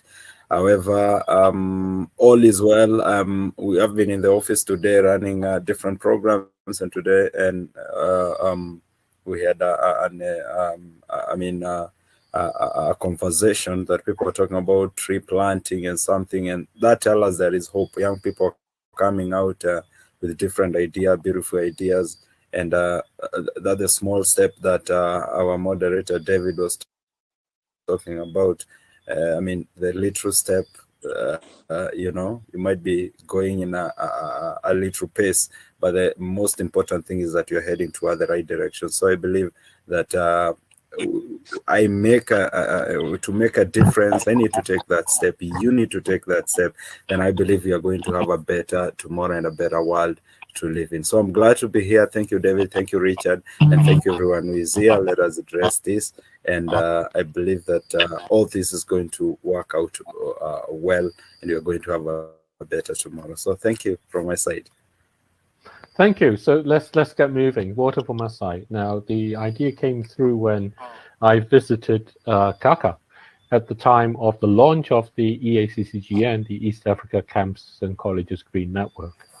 And it was the end of a drought that was a multi-year drought. And he was telling me about the pastoral society community that the Maasai represents. Now, I don't know much about Kenya. I don't know much about kind of the continent of Africa and the diversity there. And this is really my first time I've really been there. But I think most people have seen these pictures of the Maasai. Basically, they're in red. They're the classic image that you find when you see something about about Africa, really. And so it's a very kind of it's very much the sort of thing that everybody recognizes. It's ubiquitous in the way that people think about it. I'm going to try and bring up a picture just to show what I mean. So just bear with me for one moment. And there you are. So that's kind of the Maasai people that we have there. And he took me back to where he lived, and then he started giving me this description of what happened over the period of drought. Their community is actually a very modern community in many ways. So this is the aspect I started to understand about indigenous life today. So Kaka is a Maasai warrior who is a law student, who is a top law student in a top university in Kenya. That's basically how it is. And at home and in the urban area, they cross over with that constantly, all the time.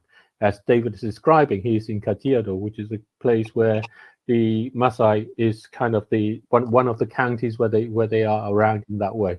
And even when you're in Nairobi, you see them walking around through there. The aspect about the drought was that traditionally, in times they would have these long migratory paths, in a sense, the pastoral paths, with their cattle and with their goats, and they take it around the country. And I then later learned that a lot of place names are Maasai names because they travel through the vast expanse of land historically. all around. So I learned that Nairobi itself is a is a Maasai word, and they basically go around and give many place names to many of the places. And you know, Richard and I come from this economic angle, and we always have this kind of economic perspective in the sense, because from us, if you can't get the economics right, it's not going to work. And as we go forward, the two of us are adamant, as we explained what was last night, I can't remember now, things seem to fly so fast, about how the economics is going to get harder and harder. So if you're actually going to look about indigenous life and how to maintain it, how to make it work, we have to think about it in a way that it actually creates value for everybody within the community, not just for the indigenous people, but for everybody around it. And so it became, we started having this discussion. We sat in a park, we brainstormed through various things. And the more we thought about it, the more I came to this understanding that actually the livelihood is being threatened by all manner of things. It's being threatened because in the drought, as they lose their livestock, they're being forced to sell the land.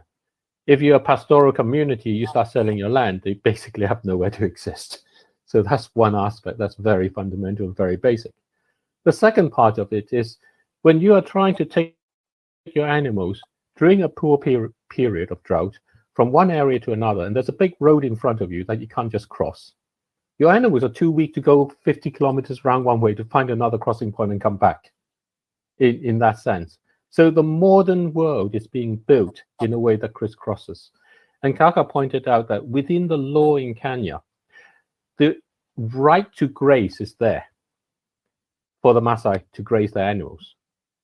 But the right of passage is being interfered with. Not with any particular malicious intent, but it's just the way urban development goes. And this is exactly the situations that we keep hearing in our conversations over the past few days, and undoubtedly we'll hear again, which is the unintended consequences of development. And a lot of the energy that the young people have talked about reconnecting with nature made us, at that time when we were sitting in the park and talking about it, to consider how we might actually be able to preserve this amazing pastoral community throughout Africa, throughout Kenya and East Africa and the regions where they are. And to do that, what you need to do is to preserve the ability to travel around. Now, when you look at that, what you then find amazingly is, of course, when they're able to do this, they actually help the land. They bring along better aspects for the land, for the animals and those things. And that's exactly what you want to see. And we started having this aspect about how can you make a proposal to preserve this lifestyle by preserving the land, by preserving the migratory paths, the pastoral paths across vast distances in a way that actually brings benefits to all the community. Not just for the Maasai, but for people to recognize what is good for indigenous life is going to be good for all the communities. It's going to be good for all the countries. It's going to force us to rethink how our cities want to be looking like, how our economics ought to be looking like, and where we ought to be thinking about the possibility. And just to throw that into there before I bring Abraham onto the stage as well, is this aspect where I had this kind of idea, and Richard may like this, of a 100-kilometer Maasai walk, where you have a holiday and you go for walk 100 meters, 100 kilometers over maybe 4 days, 5 days, or whatever it is. And that would be your holiday, a bit like, the dude ranches and those cowboy things you have in America. And you have many of those things where you can actually have a whole kind of a form of an ecotourism that actually helps to preserve it, because it brings in revenues and it brings in notice and interest, and it also allows that to bring in interest for other communities too. So I'm just going to bring in Abraham. Hello, Abraham. Good to see you. Hello. Thank you. Do you want to introduce yourself a little bit? Yes. Huh? Do you want to introduce yourself? Yes, hi everyone. We lost Richard. This is Abraham. Huh? Yes. I'm from Kenya. I'm from Kenya, yes. And I'm happy to joining the group and hoping that the discussions here is going to bring impact of the project that we're planning to bring forth. So I'm believing that we're going to work on well. Yes. So what I want to do is really just to enable conversation between you all. You're all interested, and you all have an interest in there, and basically the way I think of this is, I guess first of all I want to think about how you guys think about that, what you think is the situation, and then to go on to the next part of what do you think is necessary in order to do this, and how to bring in who might be the principal people that would be a beneficial to have, and then how they can come about in different phases. And there may be other ideas of what might be possible, but ultimately what we are looking to is just kind of a sharing of our ideas about just how indigenous life in something like the pastoral living can actually be economically significant to a modern economy and to a modern country like Kenya today. I think I can jump in as others also gather ideas so that they can also contribute into this. Allow me first of all to say that really I appreciate this, David, and thank you, because since the day we met and we took a tour in my place and the mode of how we try to create water for ourselves and also for the animals is really a great adventure. But I think if you look at the Kenyan history, for instance, if you look at the first president of the Republic of Kenya and the son as well, all the names that they had are all from the Maasai community. So basically, it is the Maasai community who named them. If you look at the word Kenyatta, Kenyatta basically comes from the word belt. A belt, Kenyatta in Kimasai is basically a belt that just some sort of traditional belt that is made out of leather. And he was named by the Oloibon who collaborated with the British back then in the colonial period. And if you look at still history, all the places that we have in Kenya, including Nairobi being the CBD, Nairobi means the place of cool waters, and it is now the CBD of the country. But it is so unfortunate that you'll not even see any inhabitant of the Maasai community there. It could be because of the setup of their mode of livelihoods, because these are the communities that really migrate a lot in terms of looking for pasture for their animals. And one of the biggest challenges, I think, for the last 2 years, back in 2019, we recorded the largest number of animals lost in the drought. And it did not just affect the Maasai community, but the country ran short of meat. If you look at Kenya Meat Commission, KMC, it has given a report that they never see such a drop for the last decade. So you can be able to see that it is not only the Maasai who really face this crisis ahead, but even the country, and in terms of economy and also all sort of manner of livelihood for the country also goes down. And I can say that one of the biggest challenge we have is, one is the pasture, and then the other one is water. And if you look at what for some of the activity we're doing in some community linked organization, is that one of the biggest challenges that I think the Maasai people have is that they've not been getting that opportunity to be taught on how they can be able to manage the number of animals they have. This is a very big challenge, because like currently they are rainy season, but you'll find there's a family which has got over 1,000 cows, and they are all fat. But then they don't sell these animals because they are their pride. These people really love animals, They can even sleep with the animals in the shed, in the cow shed. They really love them. And because there's no sort of economy model that says, we need to reduce this number of animals when they still have value. You can sell them and reduce to a manageable herd that you need. But then they don't have that kind of education. So what happens is, when the drought strikes, all these animals, about 70% of them die, and they are left with very small number of animals. So what I think is, this is a whole conversation, not just in terms of looking for water, basically, but also in how do we deploy education to tell them that there are so many other ways that you can be able to, things that we do in terms of keeping livestock, keeping goats.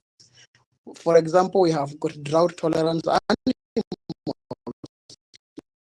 like the camel. We can integrate this, which basically can take long distance and long time without basically looking for water. So these are some of the ways we can basically integrate with the breeds we have. If you look at the black-headed sheep, for example,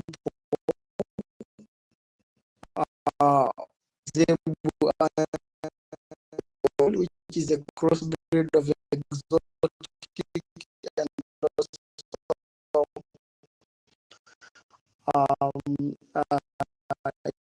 indigenous animals.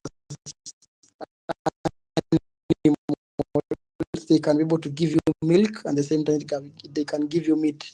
So you can benefit from milk by selling either milk, also drinking the milk, but at the same time it can also give you meat.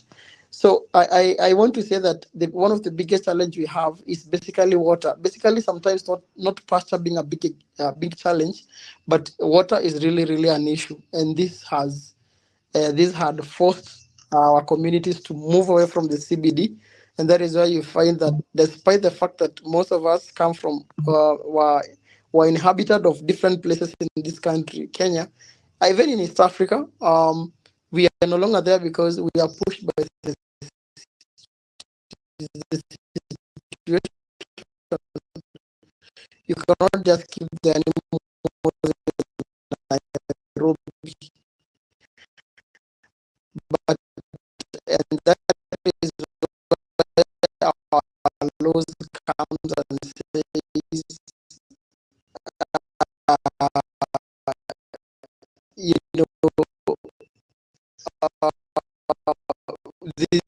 this no law that says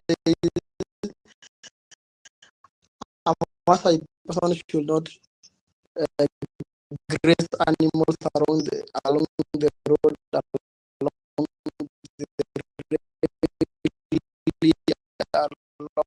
whatever it is, and I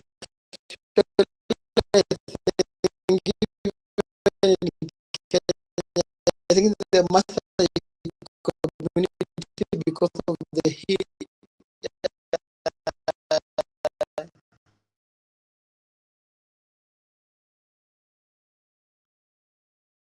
they are the only people who are allowed to walk with their ornaments, like the swords and all that in the public, in the national defense park.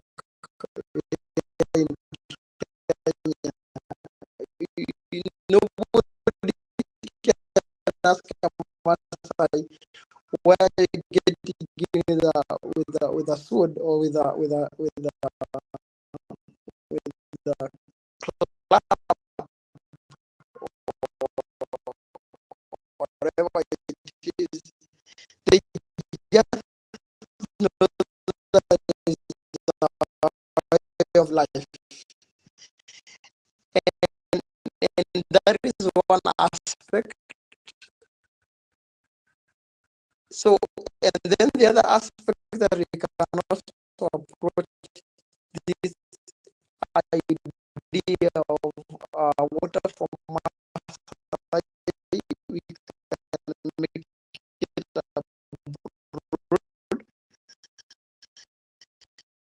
if you look at our culture, it is the only tribe that has got the outstanding culture that can attract tourists.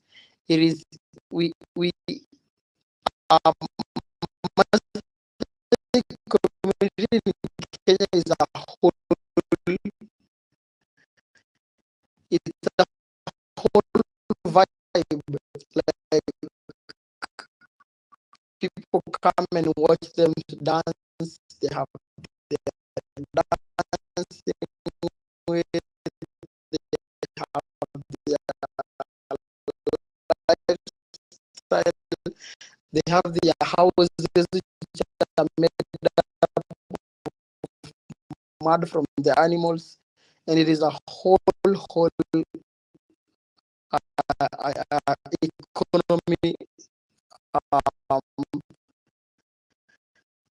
perspective on how we can be able to maybe make additional creation of livelihoods into that line. So as we get deep into this, what I would love us to do, what Philip does at the level of the CBO, they've really been trying hard to see how they can be able to cap the issue of water situation. For instance, harvesting of rainwater has been a big thing to be able to ensure that the water that runs from rooftops and all that is actually tapped. And then the other idea is, we've been also teaching the communities on small scale farming, whereby you can grow small vegetables around your place because there's issue of water. So the water you use in every aspect, you recycle that water to ensure that it is used in different perspectives. And if you go by that, maybe by the time the sheep or the cows have not given birth and there is no milk, the communities can use the vegetables. So that kind of integration can really create a whole perspective of how livelihood can be created. Lastly, according to UNFCCC, if you look at some of the indigenous communities that are set out in the reports that are given, they say that about 60% of the indigenous land is at risk, and we have seen this not once, not twice. And the reason why they are at risk is because as one of them is what David have mentioned, that when there is no better way of livelihood, people will sell land. That's one way. And when people you compromise land to pave way for buildings, which are going to create chaos and everything, interference of like paths that we used to do when we were grazing, and therefore the biggest indigenous knowledge is what is used in the whole world to protect biodiversity. If you look at like the other day, we had reports in Kenya of the longest forest people who are called the Dorobo. They are being pushed away out of that place. And if you look at Mount Kenya, this is the place where we have all the sources of streams of water. Mount Kenya has water that trickle down all the way that everybody is using in Nairobi. And these people, their lifestyle have been used to be, living in that particular place. So through this, I think we can pinch this in different phases. I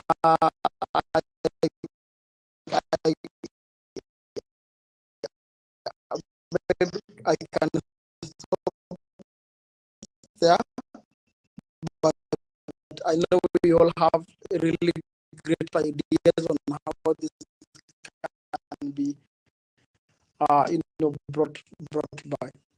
Thank you so much. Thank you. How about let's hear from other people. Abraham, you spoke before, so when we met before. So how do you think of your picture of how you think what are the things that the indigenous life can bring to the whole Kenya, and how can we actually help and make use of that, and what sort of things would that be? Thank you, my brother Kaka, because of such great minds. And my brother David, the first time you visited Kenya, I asked you why you came to Kenya. He said, I came to Kenya because of the Maasai community. And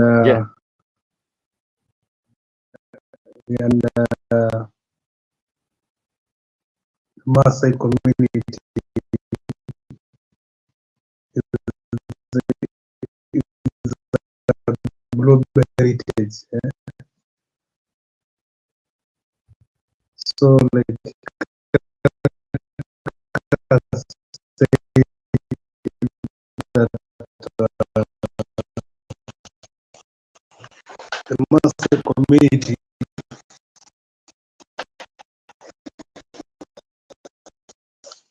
are now facing challenges.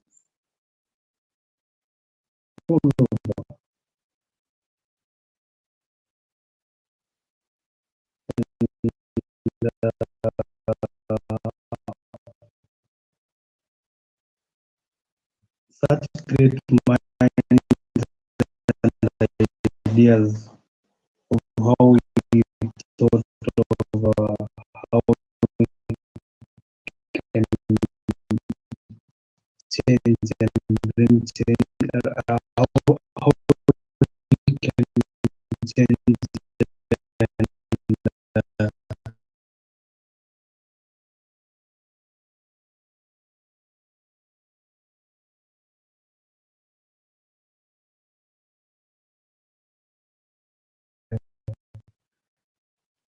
and, chances and possibilities to transform and bring back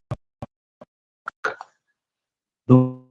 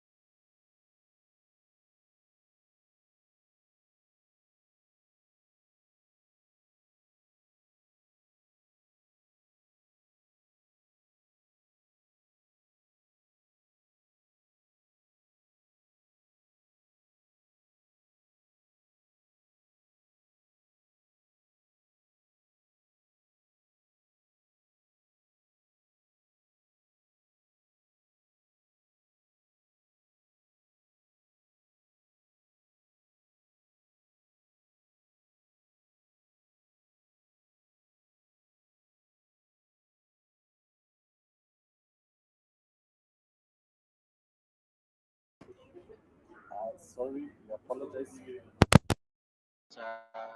Disconnect, but we are sorting it shortly, and then we'll be back. Just bear with us. We're getting from there.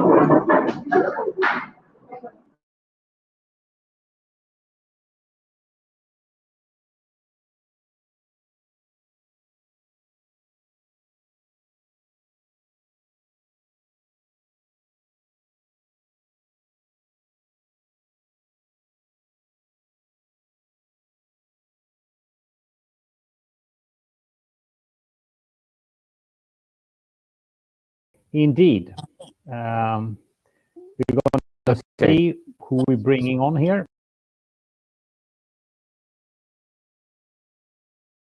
For Masai, we can make it abroad.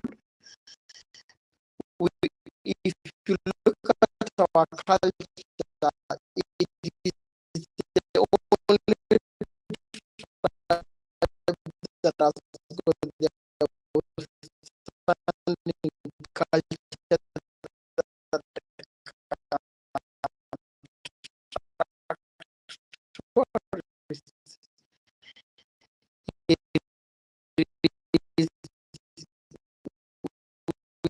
which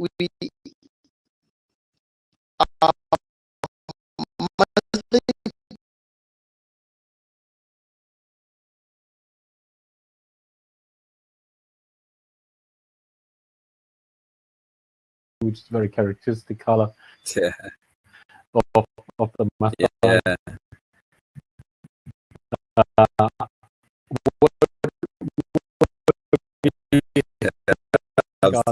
The thing is that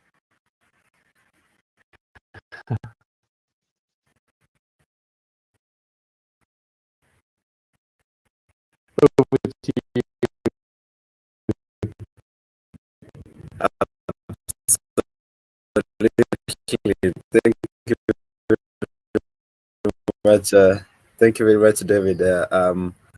Yeah, it's true. I'm there right now, and actually, I really appreciate because of the background you gave. I think I was listening to you when you started, and I was like, hey, David did a lot of research, and not only to follow and realize that you came and you went to the ground, and you say, you know, that there is a saying here in Kenya that mambo ni different kwa ground. I don't know if you get that, but I'll teach you when you come back to Kenya. Yeah, that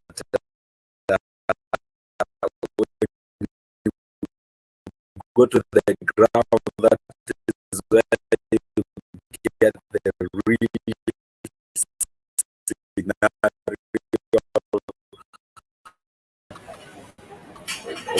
how things are. You will not be told stories.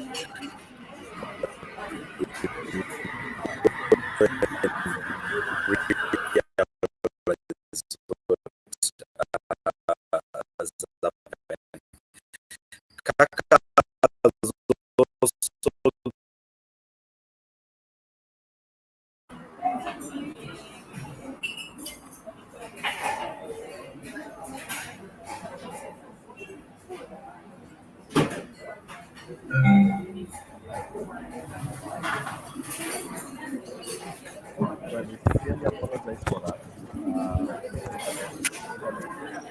You know, it's just part of internet, and for that reason, I have David M, who was one of the people who was engaging in that call. And maybe David, can you shed light on that? And apologies for the internet hitch. Would you would you probably tell people how the conversation was, and maybe share more insights as well? Absolutely. Thank you very much, team. I think we had a whole segment that our viewers missed. However, it was a very interesting engagement with the panelists who were there. The topic was water for Masai, and the director of the was trying to synergistic on how a solution can be brought about, and trying to highlight some of the problems that these people go through probably when you talk about water for Masai. How deep does it go? How does it affect the community itself, the Masai, and how does it largely affect the broader communities around the country? And it was a very interactive sessions where different panelists gave their views on it. I think Kaka gave a very good background about the community itself. So you mentioned something like the Maasai being the pride, the pride of Kenya, even Africa. When you see some of them, when a picture comes to you, quickly it takes you here in Kenya. But having said that and done, it was also highlighted that there are a few problems and a few challenges that these people go through. And some was the issue to do with agriculture. It was mentioned that sometimes drought can come, drought season will come. The livestock realize that they die because of the drought season, and you realize that after the drought was passed and some homes are left with nothing, will not get out. You realize that some girls are being married off so that so that the dowry will come, and the dowry will come in form of the same cattle. So we realize that the old man will receive some cattle from whoever will marry. Realize that this is an effect because we realize that some girls are being married with still young. So it's a problem that's circulating the culture and it was an issue that was addressed very well. The long distance of fetching water for women, mostly the issue of women was also touched in an extent manner. I mean, it was addressed that you realize that these are the people who take care of homes and they can walk for long distances. You realize that it was highlighted that especially in what like Kajiado is an arid and semi-arid area in the sea, rainfall, and therefore we realize that it was a big problem. And most of the river now that there's a season, so you realize we don't have a river that is seasonal. The side of Namok, there we have the forest. At least there we have some rivers which keep flowing, and some of them are being educated and awareness has been raised, and some of them are doing even education, which as we speak, some of the food that is being supplied, especially in the city, Nairobi, comes from that place. But when you come to Kajiado, it's a different case because most of the rivers are seasonal. So rain comes and water flows, and in a few couple of months, we realize that the drought is back. So that was also highlighted, and I mean, we're trying to talk about how can we have some solid and concrete solution on this, because highlighting a problem is one thing, but highlighting it and trying to find a solution, that is the best thing. So that team, generally, that is what was spoken by the team, that is what was addressed, and some of the challenges that we go through, and people came up with different ideas like harvesting rainwater. We also talked about drilling boreholes and doing irrigation, and awareness of the community in terms of smart agriculture, and try to modernize, bring some technology in terms of agriculture. Realize that the new technologies are being brought into to these people in terms of farming, keeping those livestock, then they shall be a step ahead. So those are some of the problem-solving mechanisms that were laid yesterday in that conversation and in that panel, and which was very promising actually. And we concluded that if we are able to go deep into the community and take information, which has been spoken in several forums that have passed, then we'll be able to have a community that will sustain itself. And food security will be something that will have been attained. So basically, that's just a background of what was discussed by the panelists. Up to your team, maybe if there is any other question.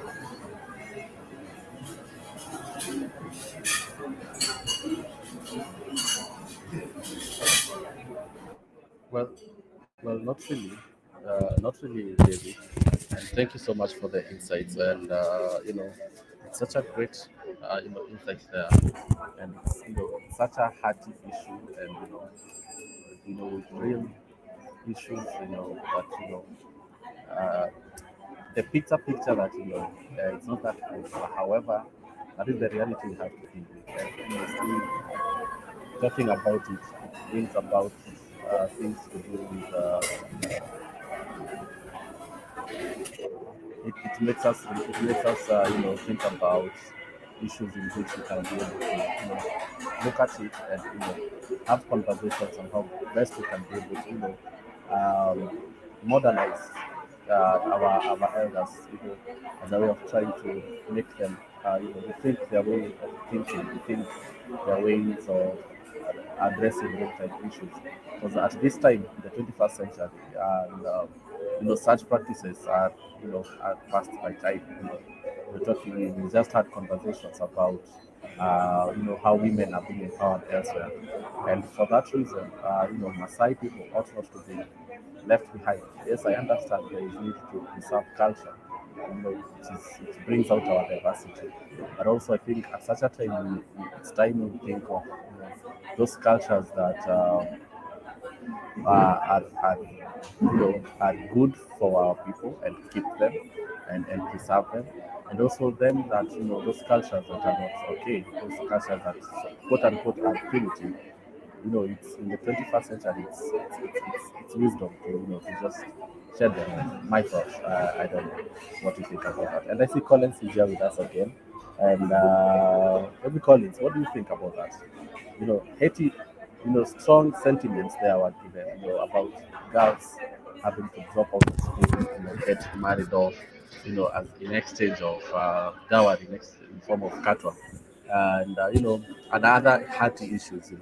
What do you think about that? Is it time we have a different conversation, or should we progress like that?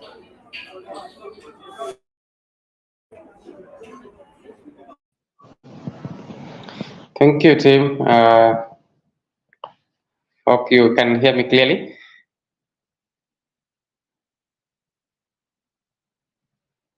Okay, yeah, thank you. Yes, interesting conversation, and as David has mentioned, and the stories from the grassroots. I think it's just important for us to amplify these voices from the communities as a way that people can truly understand the situation, and the challenges that actually people face, and out of that it gives us the opportunities to be able to harness all the technologies and the indigenous knowledge, just to ensure that the solutions that we offer are actually sustainable, to ensure that the communities have water. And Tim, you remember the story from the Kenya Girl Guide, and how water is a challenge crisis that affects the women and the girls, and the whole aspect about the gender and water for that exposes them to gender-based violence and other human rights violations. So I believe it's timely that we have these discussions moving forward, and bring the It's For You campaign to the villages and the communities to be able to look in solutions that bring about solutions for the future. So thank you so much, and I hope we bring this discussion moving forward with the different groups to ensure actually the challenge of water is addressed. So thank you so much. Over to you, Tim. Well, you're much welcome, Collins, and it's nice engaging with you and getting your sentiments from that. And maybe as we maybe probably wrap up this conversation, maybe ask Collins, how have things changed? Uh, from when you grew up and until now, are there practices that you grew up seeing, you grew up experiencing, and at the moment they are no longer there? Are there such practices? Are we making progress? Oh, thank you for the question. I think David will be even more placed to give his perspective, but I would say yes, there is progress, and with the education, awareness, uh, information being shared across, I would say that we have,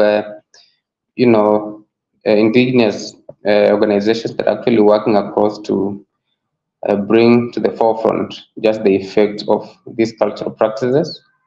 But I would say more is still needed because culture is something you won't just like face out in a day. But I believe that discussions with young people, information sharing, and the very basic of bringing to the forefront the spillover effect of such can enable communities to actually start to amplify the voices for why we need to, empower women and girls to stand firm and protect their rights. Maybe to hear from David what he thinks about this. Yes, David. Collins, you're right. And, you're right to say that we're from somewhere. I think we are heading somewhere. And I will support this by saying that even the conversations that we are having right now means that we're heading somewhere. There is a progress. So I'll say that over the years, you see, culture is rich, and culture, we don't have to run away from our culture. We just have to probably correct a few things that we think that they are not so friendly. For example, the issues to do with FGM. Everyone knows that probably people sat down, a roundtable discussion. They come out with a report that probably it may not be helping anything. So the information have been taken to the indigenous people, and it's now sinking to them. And the same case with the issues that we are talking that we are talking about right now. For example, probably because Collins is saying ask David because he will give a good probably a good response. Why? Because I know Collins you have worked with indigenous people in Kajiado, so I know that's why you're throwing that question to me. But my point of view, because I think I'm one of those indigenous. I grew up in those homesteads where you have a large flock of cattle. I think more, just as Colin said, more has to be done.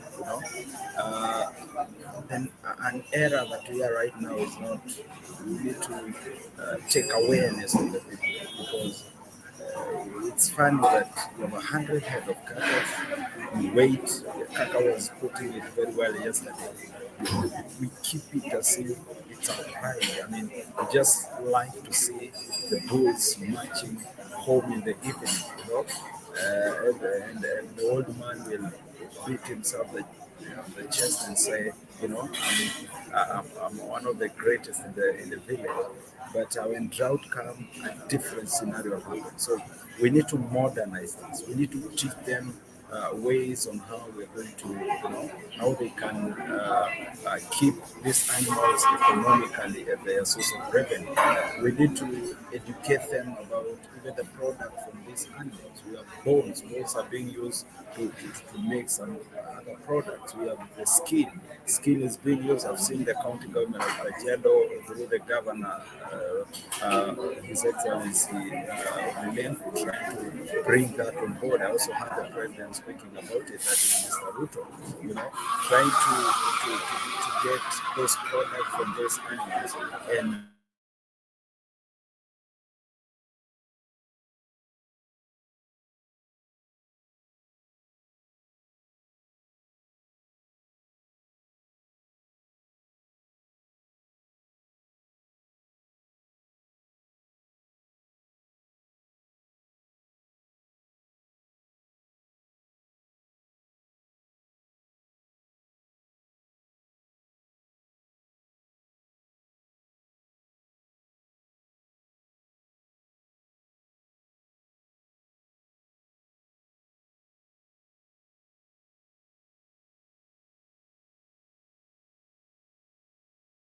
step that has been taken. I can see and I know because I'm one of them, and I can tell you from where I see it because, like, in the beginning of the whole of this year with an NGO that is ICCB.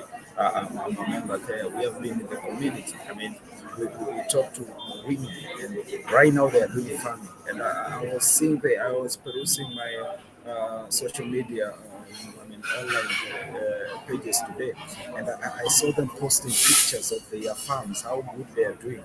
You know, some of them have turned into irrigation. Some of them are growing crops right now. So the issue of keeping livestock and just doing livestock growing, something new is coming to them, and that tells us that there is a step have been taken. So, team, I believe that there is a step that we are taking, and we are heading somewhere. But a lot still has to be done in terms of awareness, educating, in terms of financing.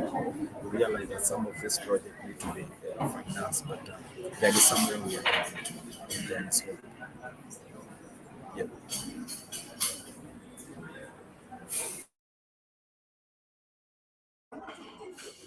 Okay, great insights by David and Collins, and it's nice to see and it's nice to understand that and appreciate the fact that there's change, and yeah, it could be slow, but however, there is progress, and that gives us hope that one day we'll get there, at a place where we'll be able to preserve, you know this culture, that promotes equality, that promotes humanity. Because our culture is our heritage anyway. We can't get rid of it. And in where I come from, my people says that that he who abandons his culture is a slave. So we can't do away with our culture. But again, I think the thing is just maybe try to see what is good, and maybe a drop off of that which uh, does not promote humanity. So I can see right now we are almost winding up, and maybe I bring in Collins. We've had incredible conversations today, and maybe David as well, and I myself. Maybe can you share some of our takeaways from today's conversation? We started with a meditation session, and then we followed it up with Mr. Michael and and other guests that came in. So maybe briefly, can we just each share what your main takeaways have been in today's conversation, and how has it changed your way of thinking? Because anyway, we're talking about rethinking our choices. So how has today's conversation, impacted your choices as far as viewing things is concerned?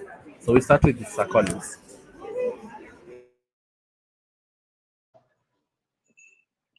Thank you, Tim.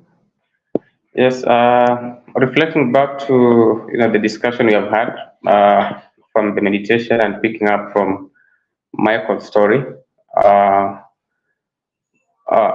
just get to understand that we have to start from where we are and what we have to make a difference, and pick from Monica's story and the work that she's working with the indigenous communities, and it's about looking at the positives and being in a position to actually rise above the challenges and the obstacles to empower the communities.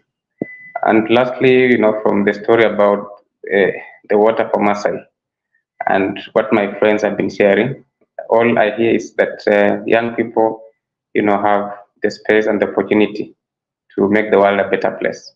And yes, I just want to say it's for you. It's a platform for you to be able to look at yourself and say, what is it that I have in my hand? And probably that could be the starting point of bringing, a sustainable change and impact to our communities. Thank you so much. You're welcome, David. Thank you so much, Collins. David? Yeah, Thank you, Tim, and thank you, Collins, for those remarks. I was actually touched how you connected it from the meditation to whatever message. Mine is to say that let's do what we can when we can, you know, because right now some of us has a platform to raise our voices, even to the voiceless. Realize that God can give you an opportunity to be in a platform. And you need to stand for the community. You need to be selfless and stand in the community. When I look at some of the heroes that we call in Africa, talk of Nelson Mandela. There's one guy who came out, there's one guy who spoke. I mean, he's still in history because of the stand that he had addressing the issues of Africa, you know. If we recall the likes of John Kenyatta, these are people who did a remarkable job giving a foundation to country Kenya. The likes of Maathai. These are people who did what they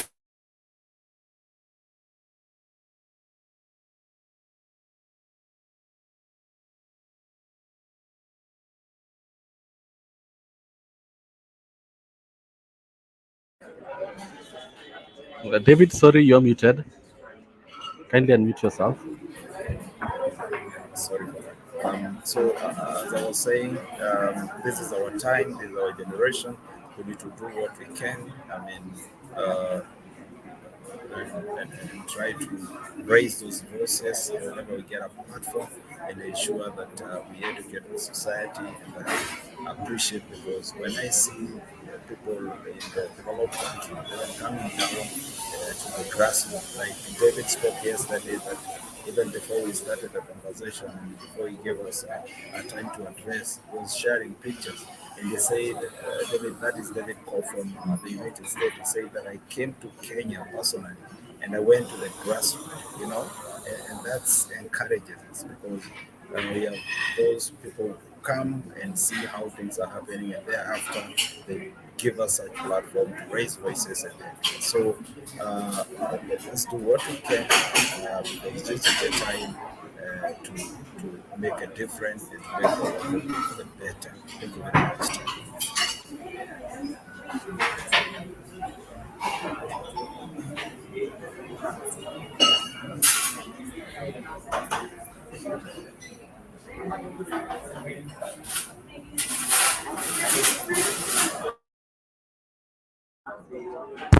Okay, thank you so much, David. And I resonate with both of you. With Collins as well, when I say that I've had reflection. My reflection was during the prayer and meditation session. Understanding that that we ought to create an equilibrium between our thought process, our body, and how we relate with the planet. I think that for me was something that was really key, and which when we take care of our thought process, we'll be able to relate well with the environment. When you take care of ourselves first, we'll be able to take care of the environment. So the thing for me is just creating that equilibrium. Once we able to create that equilibrium, then we'll be at a better place. And touching on Mr. Wayaki's conversation, is understanding that appreciating the fact that we are here for a reason, and that reason we ought to undertake it regardless of where we are in this at the moment, and we should stand to be counted as a generation that stood up for what is right, stood up for taking care of the environment, and that for me, spoke to my heart, and and it made me, rethink my choices, rethink of the many times I've been afraid to do things, probably because I feel like I'm inadequate. Probably I feel like maybe somebody else ought to do it. But with Michael's conversation, it really triggered my thoughts that I should always purpose to stand up to the occasion. And lastly, it's appreciating the role of women in our society. I think when we give women an opportunity, we not only allow them to bring out their potential out, but also we're able to tap into the great diversity that comes with our agenda also as well. So that have been my reflection for today, and it's been really an incredible thing. And for now, as we are winding up, maybe we get to listen to some music by one of our own, Larry Dwayne, and then as we call it a close, and I'll see you to the next session tomorrow, same time, same place, and God bless you. So I'll leave you with some music by Larry Dwayne, and I hope that you'll enjoy. Yeah.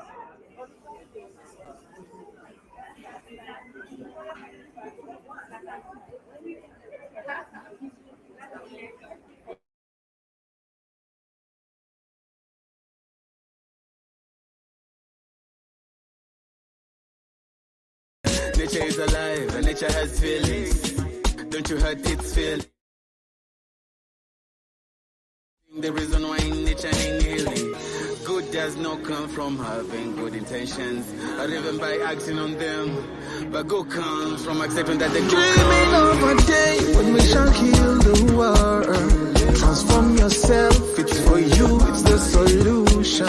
A limit to oil, gas and coal makes me happy. This world is all we got, so we must save the planet, save it now. Yeah. Good originates from accepting that there are limits. Good comes from limits. Rethink those choices, chunga vile una purchase. Think of your consumption. What's the point? I mean, transformational ownership is for you. It's for you, yeah. Are you ready now? Are you dreaming of a day when we shall heal the world? Transform yourself, it's for you, it's the solution.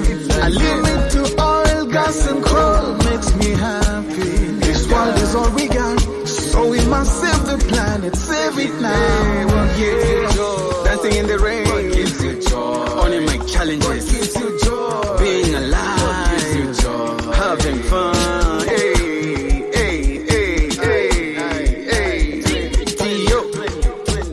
Transformational ownership, yeah. Hey yo, listen, everyone, you are welcome to the party. Dreaming of a day when we shall heal the world. Transform yourself, it's for you, it's the solution. A limit to oil, gas and coal makes me happy. This world is all we got, so we must save the planet, save it now, yeah.